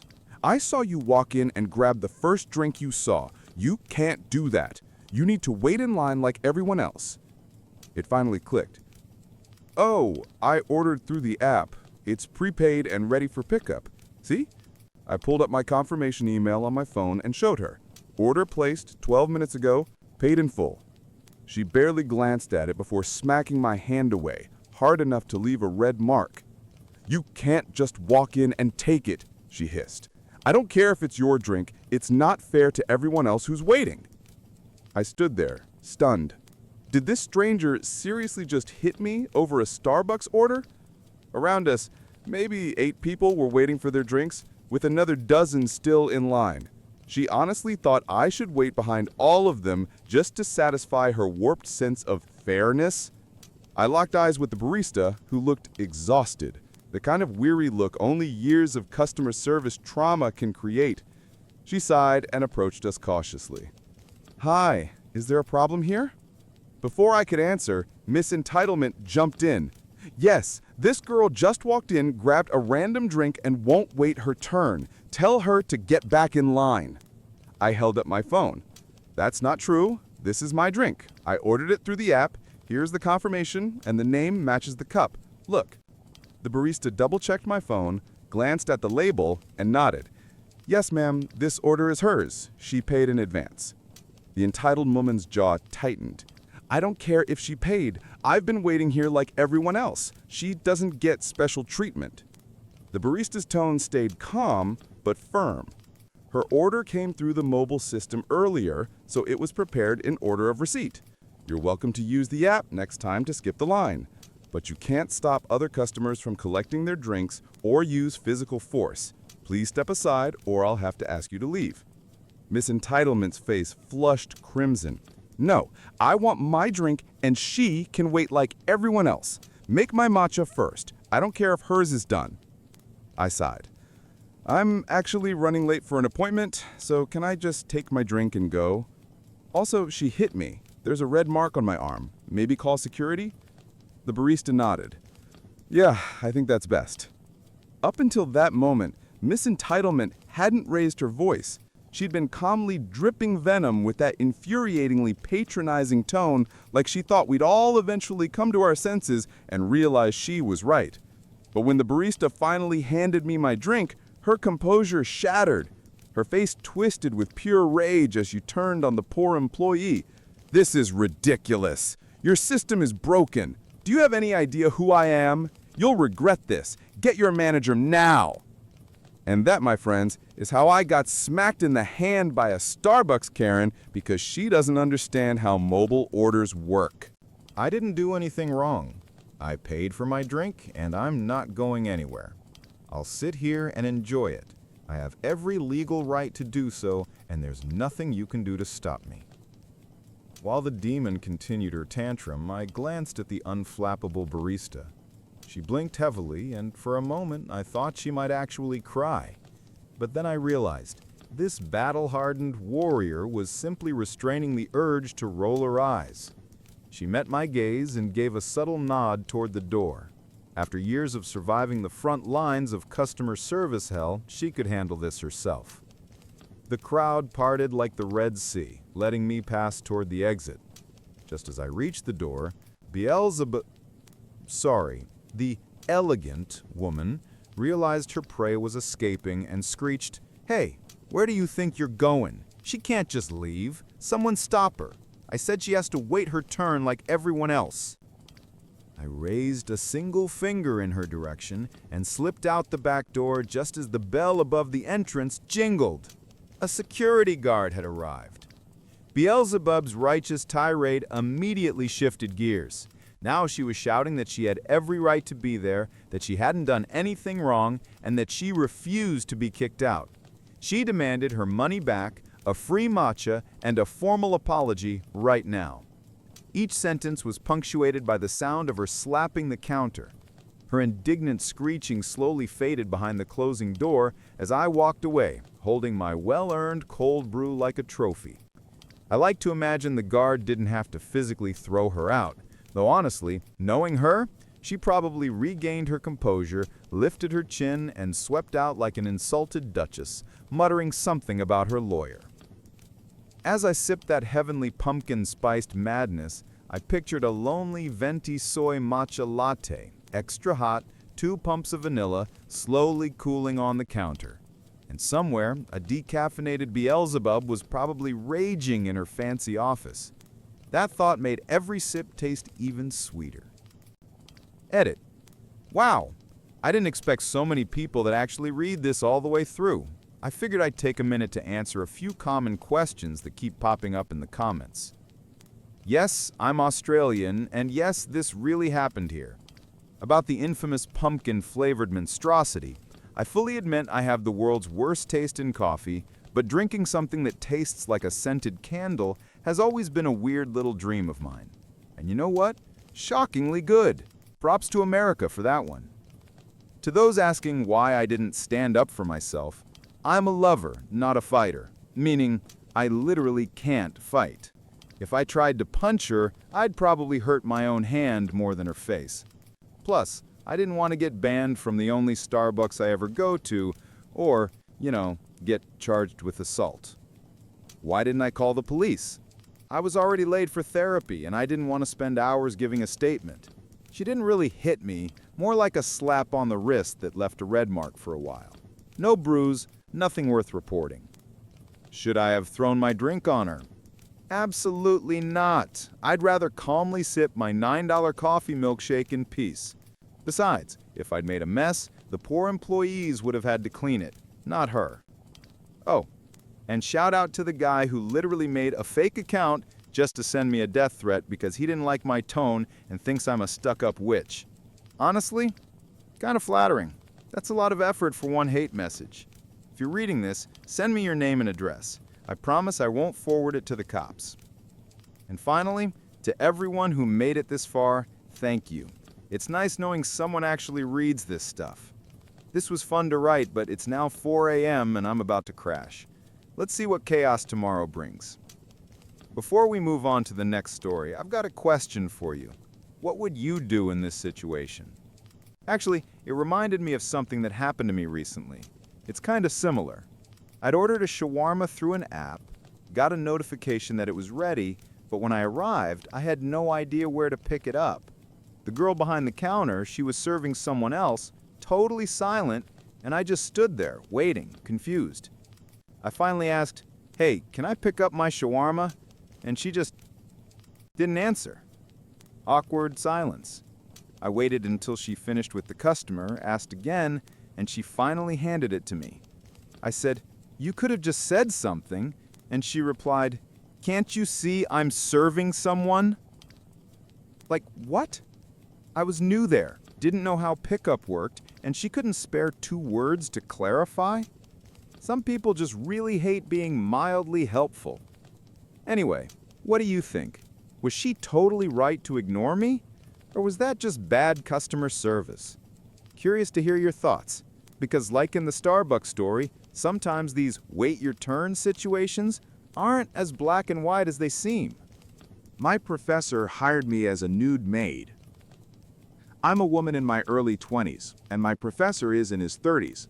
I work for a cleaning service that offers different options: regular cleaning or cleaning while wearing lingerie or completely nude. There's no touching, no sexual contact, and any client who crosses the line is immediately banned. Clients can choose general traits, like hair color, body type, or gender, but they can't pick a specific maid.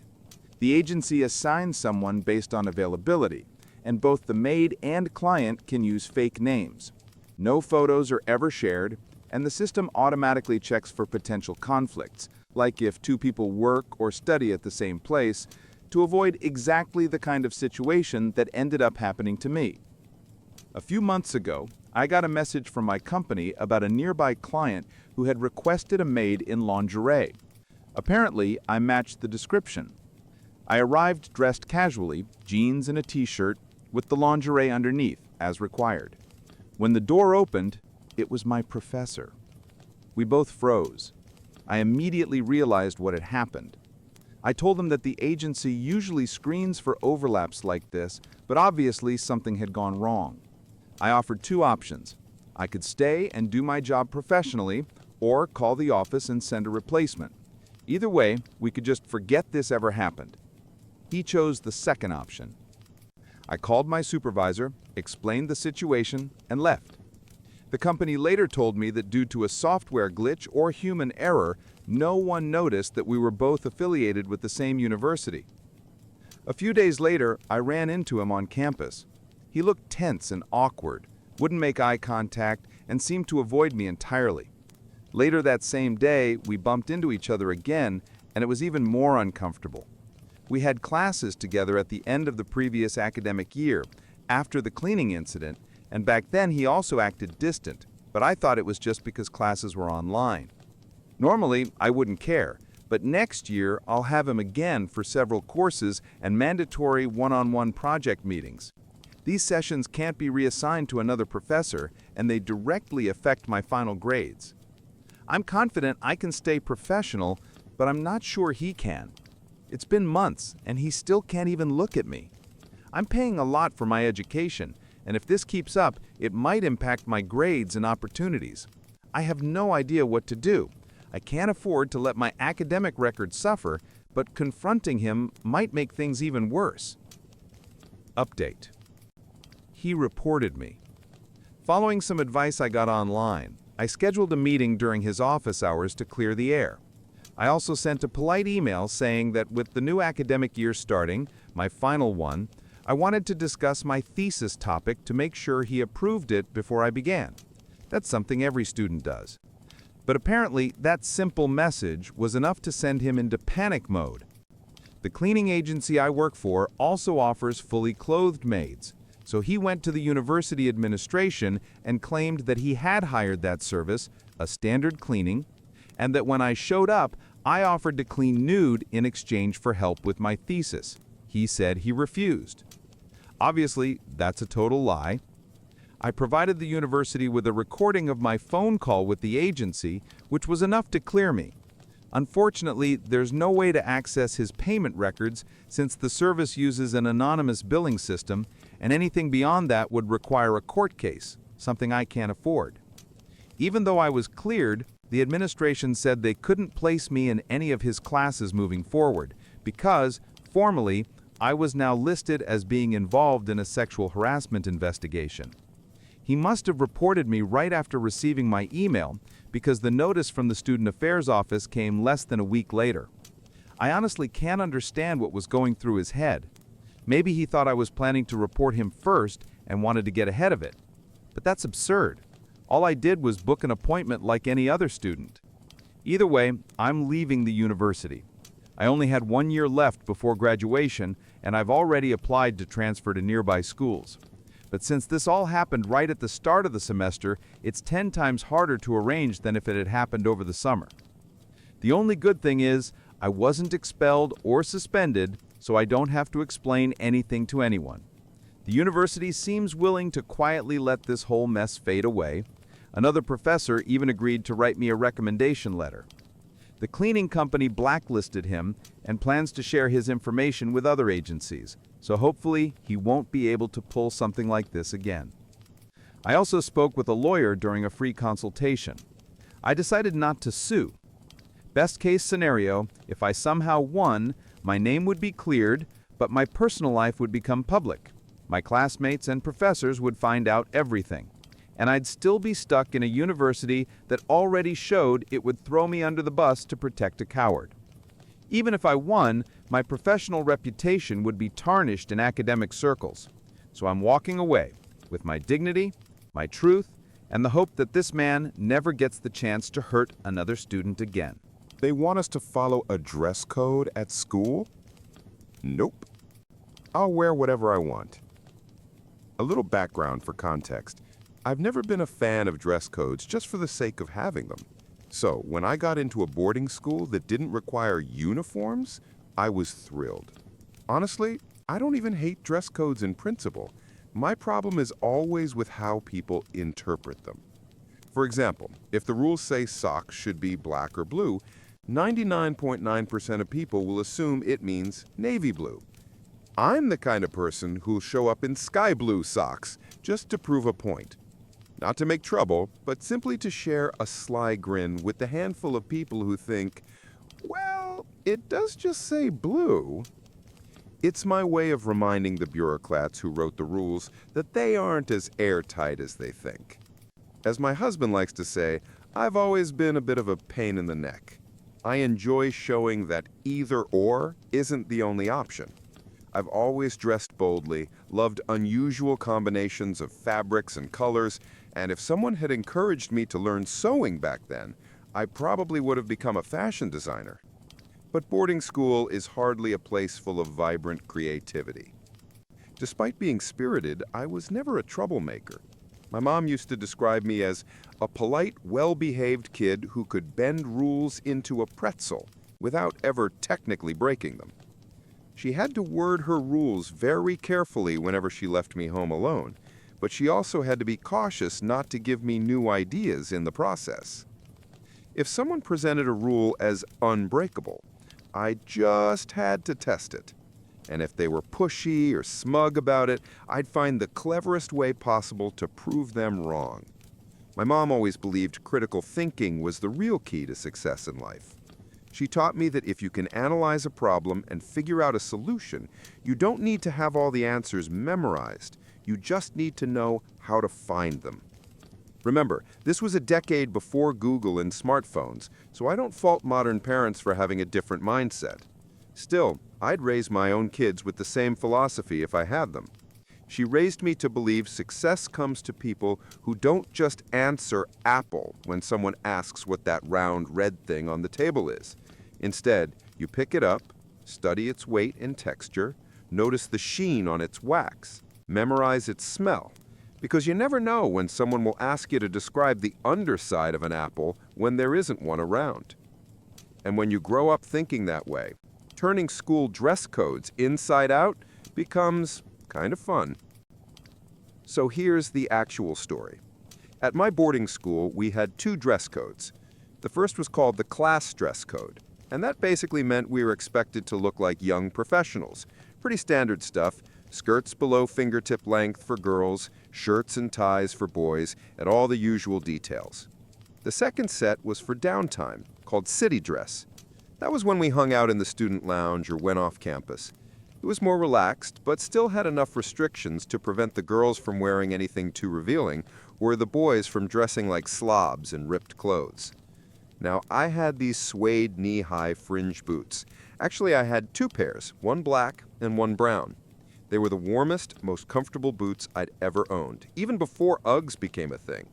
My mom and I had fought over those boots for years, so it was a huge personal victory when she let me bring them to school. One day, a teacher pulled me aside and told me that the faculty had been discussing my boots and decided they didn't fit the class dress code. But I read the rules, I argued. There's nothing in there about boots like these. I know, she admitted, but we've decided they don't fit the image we want. But the color matches, I know. The material's fine too. Suede is allowed. Yes. The rules don't mention height. Riding boots are permitted, right? That's true. So why then? I demanded. I honestly can't tell if I felt more angry or hurt. Probably both. This teacher was someone I respected, someone who had always been kind to me, and I immediately understood why they sent her to talk to me instead of someone else. Because I wasn't the type to throw a tantrum or cause a scene. I was the type to plan my revenge quietly. All right then, I said calmly, and walked away. That night, I studied the dress code rules word for word, line by line. I read through every single sentence of that dress code over and over again. I even said the rules out loud, picked up every item of clothing listed, and examined it like I was some alien who only had this manual and a piece of fabric to figure out why humans wear these things. I had to admit, it was a strict code, but they made 2 big mistakes. First, nowhere did it say where each piece of clothing had to be worn. Second, there was no mention that you even had to look presentable. The rules only specified colors and lengths: skirts below fingertip length, socks above the ankle, sleeves covering elbows, and so on. Shoes had to be in muted tones: black, brown, or other earthy shades, like my fringe boots. But nowhere did it say you couldn't show up in, say, elf shoes. Of course, elf shoes wouldn't exactly scream professional, but still, loophole. I went to bed that night mad as hell, my head buzzing with mischievous ideas. I debated with myself for a long time whether I should even go through with it, but eventually I decided if I still felt the same way in the morning, I'd start phase 1. The next day, I woke up just as annoyed, and on my way to breakfast, I mentally made a list of the biggest clowns in my class. In the cafeteria, I found a couple of them and told them, "You know, the handbook is very specific about how ties must be knotted: Windsor, single, or double. And if it's a bow tie, it has to be tied in the classic way. But nowhere does it say ties have to be worn on the neck. The rule just says they must be properly tied." I suggested that they read it carefully that evening and decide for themselves what to do with that little loophole. The following day, ties were everywhere: on wrists, wrapped around glasses, tied across foreheads, looped around ankles, knees, thighs, even wrapped around fists like someone was stopping a nosebleed. If you could tie a Windsor knot on some body part, one of the boys in our school had done it. I was ridiculously proud of myself. Phase 1 was a total success. The teachers were irritated, of course, though plenty of students found it hilarious, until math class. One boy came in without a visible tie. He was the one who always wore a bow tie. The teacher looked down at him sternly and said, "I know you all decided to play games with ties today. I think we've been patient enough, but you do know the rules say you have to be wearing one." He grinned, looked her in the eye, and replied, "I am wearing one. You just can't see it." The room erupted in laughter. Maybe he did tie it around his ankle under his pants, or around his elbow under the blazer. Who knows? But to the rest of us, he instantly became the guy who wore his tie on his junk. By the end of the day, I was considered the legend who had found a loophole, and he was the legend who took it to, well, the most infamous possible place. The very next morning, the school email newsletter had an announcement. The rules had been updated. Ties must now be worn on the neck only. Fun times were officially over. But phase 2, oh, that was the real challenge. I'd been eyeing the most ridiculous pair of boots I'd ever seen at the mall. They were silver, with holographic rainbow circles all over, had a 5-centimeter platform, a 10-centimeter heel, and lace-up fronts that came just above the ankle. Utterly outrageous. I knew there was no way I could get away with them to class, but for city dress, I wanted them so badly. After 9 years of uniforms, I was finally starting to enjoy fashion. I'd been saving money for months and would sneak into that store whenever I could, just to look at them. For a while I tried to convince myself they were too expensive, but once they banned my favorite suede fringe boots, my desire for those wild rainbow boots only grew stronger. Eventually, I scraped together enough money. It felt like fate. That weekend, I practically skipped to the mall, grinning from ear to ear, only to find they were sold out in my size. I nearly burst into tears, but then, right next to them, I saw the same design in black patent leather. Until that moment, I'd dismissed the black pair as boring, especially compared to the silver ones. But here's the thing. Our dress code had an entire paragraph about patent leather shoes. They were allowed, but only if worn with pants. Why? Because of that absurd old belief that shiny shoes could reflect a girl's underwear if she wore a skirt. So my rainbow boots, absolutely banned. But their black patent leather sisters with silver accents, perfectly legal. Silver detailing was allowed, since shoelace eyelets could be made of metal. And the 5-centimeter platform and 10-centimeter heel, also fine. There wasn't even a height restriction for heels in the dress code. I guess the school assumed no high school girl would willingly spend an entire day in stilettos. And unlike the shiny rainbow boots, their black patent leather version looked less like party footwear and more like ankle boots a pixie would wear. Funny thing is, I never would have even glanced at those black boots if it weren't for my newly discovered obsession with the dress code. The outfit started with these bright orange polyester pants covered in tiny gray-green amorphous specks, something that vaguely resembled a microscopic giraffe print. The green was barely visible. From a distance, it just looked like some random texture over the orange. The clash between the two colors was so aggressive that the pattern literally seemed to vibrate, making you dizzy and even a little nauseous if you stared too long. By sheer luck, I had also managed to grab an orange terry sweater in exactly the same shade. The result? From the waist up, I looked like a rejected Sesame Street character, while from the waist down, I resembled a disco-era misfit. Did I mention the pants were slightly flared? So on Monday, I walked into class looking like someone who'd been thrown off the set of Saturday Night Fever. My new platform boots had these heavy wooden heels that clumped so loudly they echoed through the entire building. Suddenly I was towering a good 10 centimeters over everyone else, more noticeable in the hallways, and even rivaling some teachers in terms of sheer presence. I caught a few of them throwing sideways glances at my boots, and I started keeping mental notes on which staff members apparently had it out for my suede knee-highs. It was obvious who found my appearance ridiculous. But I didn't stop there. It turned into a personal mission to curate the most hideous outfits my imagination could come up with. I didn't care how I looked anymore. I just wanted to make sure every piece still technically complied with the dress code. Even the teachers admitted my boots met the written requirements, they just didn't like them. I'd put effort into following their rules, and suddenly it wasn't good enough, simply because my choices weren't to their taste. So fine, if they didn't like my boots, I'd wear ugly boots every single day, forcing them to stare at outfits that nobody in their right mind would find appealing. And what could they do? Tell me daily that my clothes were wrong while failing to explain how? By their own admission, nothing I wore actually broke the rules, and I wasn't about to start breaking them. That's not my style. Living in a dorm had its perks. Girls shared clothes freely, so as long as you were willing to lend your stuff too, you essentially had access to 30 wardrobes, just in our block alone.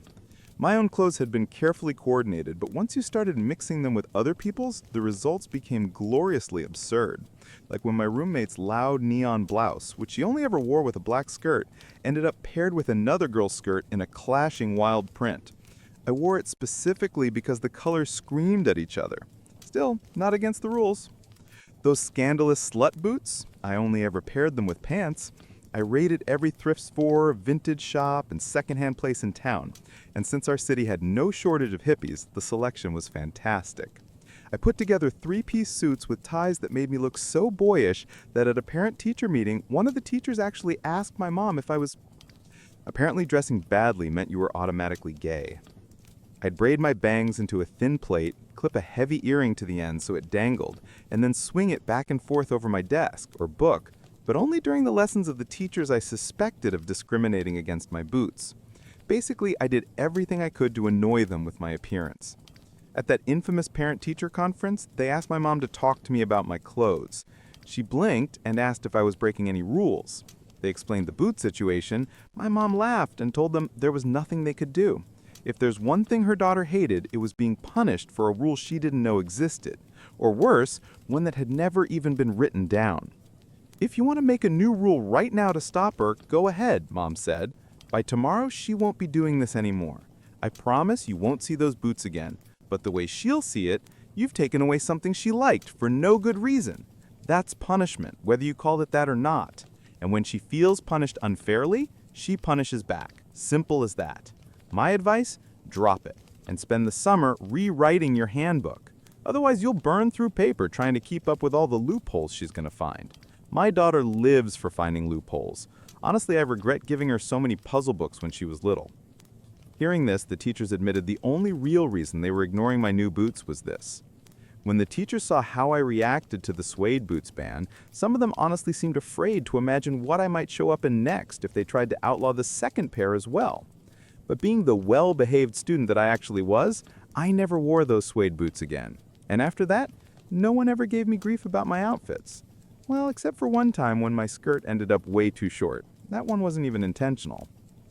The following year, I didn't return to that school, but for completely unrelated reasons, so I never found out if they rewrote any of their rules. To this day, though, I've kept those black boots. They're still tucked away somewhere, and every time I stumble across them at the bottom of a box, I can't help but smile. I even held onto a t-shirt from that era. It is without exaggeration the single ugliest piece of clothing I own, but I just can't throw it out. Every time I see it in my closet, I start laughing, remembering the whole saga. Somewhere I've even got photos of me in that ridiculous fuzzy orange getup. If I ever dig them out, I'll definitely share them. Back then, I was having the time of my life breaking their so-called dress code, and it felt amazing. So, here's the takeaway.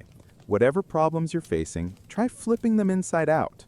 Look at them from a different angle, twist them around, play with them. You never know where the cracks might be hiding. And of course, this is also just another wonderful story about how amazing my mom was. She always had my back. Though if I'm honest, I suspect she was also quietly angry that the teachers hated our boots. Because if the school rules had been clearly written, she could have been wearing them all along. Instead, those awesome boots just sat gathering dust in my locker. I miss you, Mom. Edit. No, I didn't end up becoming a lawyer. Life just went in a different direction. These days I work for myself, building a business in a field I'm genuinely passionate about. I enjoy almost every minute of it.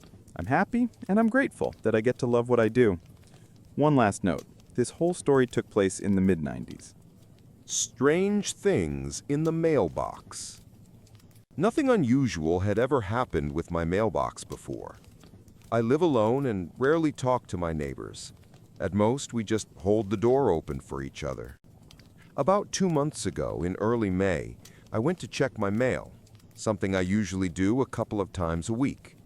When I opened the box, there were a few flyers and a single black button inside. I was surprised to see it, but didn't think much of it. Figured it ended up there by accident. A week later, I checked again. This time, there was nothing inside except for a small piece of paper with some nonsense scribbled on it, called GL Wed Honest WGE. I had no idea what that could possibly mean. For a while, nothing else happened, and I almost forgot about it. But at the end of June, when I went to get my mail again, I found a few screws inside. That's when I decided someone must be messing with me, just tossing random junk they found on the street into my mailbox. A few days later, another piece of paper appeared. This time, it had my full name written on it. That was the last straw. I went to talk to the building manager, and he said he'd look into it, though honestly, he didn't sound like he cared at all. Yesterday, I found something else, a note with a to-do list. Buy sweet potatoes, feed her, check the mailbox, be quiet, be quiet, be quiet. That was it. I packed a few things and went to stay with my girlfriend for a while. I also sent an email to the building management, hoping to get some answers. Does anyone have any idea what this could mean? Has anyone ever dealt with something like this? It all feels too bizarre and time-consuming to be a simple prank. Edit. I should have mentioned this earlier. The mailboxes can only be opened with a special key. They're all outside in a small shed. I don't know if someone could have picked the lock or slipped something through the slot. As of today, July 23, 2025, I've already contacted the police. When I came back from my girlfriend's place this morning, my apartment door was wide open, even though I'm absolutely sure I locked it. Inside, it was obvious someone had been there. My things, furniture, and papers on the desk looked disturbed, like someone had moved them and then tried to put everything back in place. I couldn't tell if anything was missing, but all my expensive stuff, my monitor, TV, and headphones were still there. I called the police immediately. 2 officers came to take a report. They advised me to stay with my girlfriend while they investigate and told the building manager about what happened. They said they'd probably call me tomorrow to go over everything again and try to figure out what's going on. I have no idea who could have broken into my apartment. I barely know anyone in this city and can't imagine who'd do something like that. But clearly someone has targeted me, and somehow they have access to both my mailbox and my apartment keys. I'm confident the building management will cooperate with the police and review the security footage. I'll update this post if I learn anything new. Thanks to everyone for your comments and attempts to help. Final update. Thank you all for the advice and support. With the help of the police, building management, and everyone who gave suggestions, we finally figured out what was going on. The management reviewed the security camera footage and identified the person who had been entering my apartment. It turned out that the previous tenant somehow kept an extra set of keys, both to the apartment and the mailbox. After management contacted the police, they tracked her down using the forwarding address she had left for her security deposit refund. She actually confessed to everything. It was indeed her who had been leaving the items in my mailbox. The police told me she suffers from serious mental health issues, and all those random notes and lists were the result of her illness. They also explained that she probably saw my name on the letters in the mailbox, which is how she learned who I was. The part that scared me the most was when the officer said she had entered my apartment several times, which means it's entirely possible she was there while I was asleep. That thought alone still gives me chills. I don't plan to post any more updates. I just want to move on and forget this whole thing as quickly as possible. Thank you to everyone who helped. I truly hope none of you ever have to go through something like this.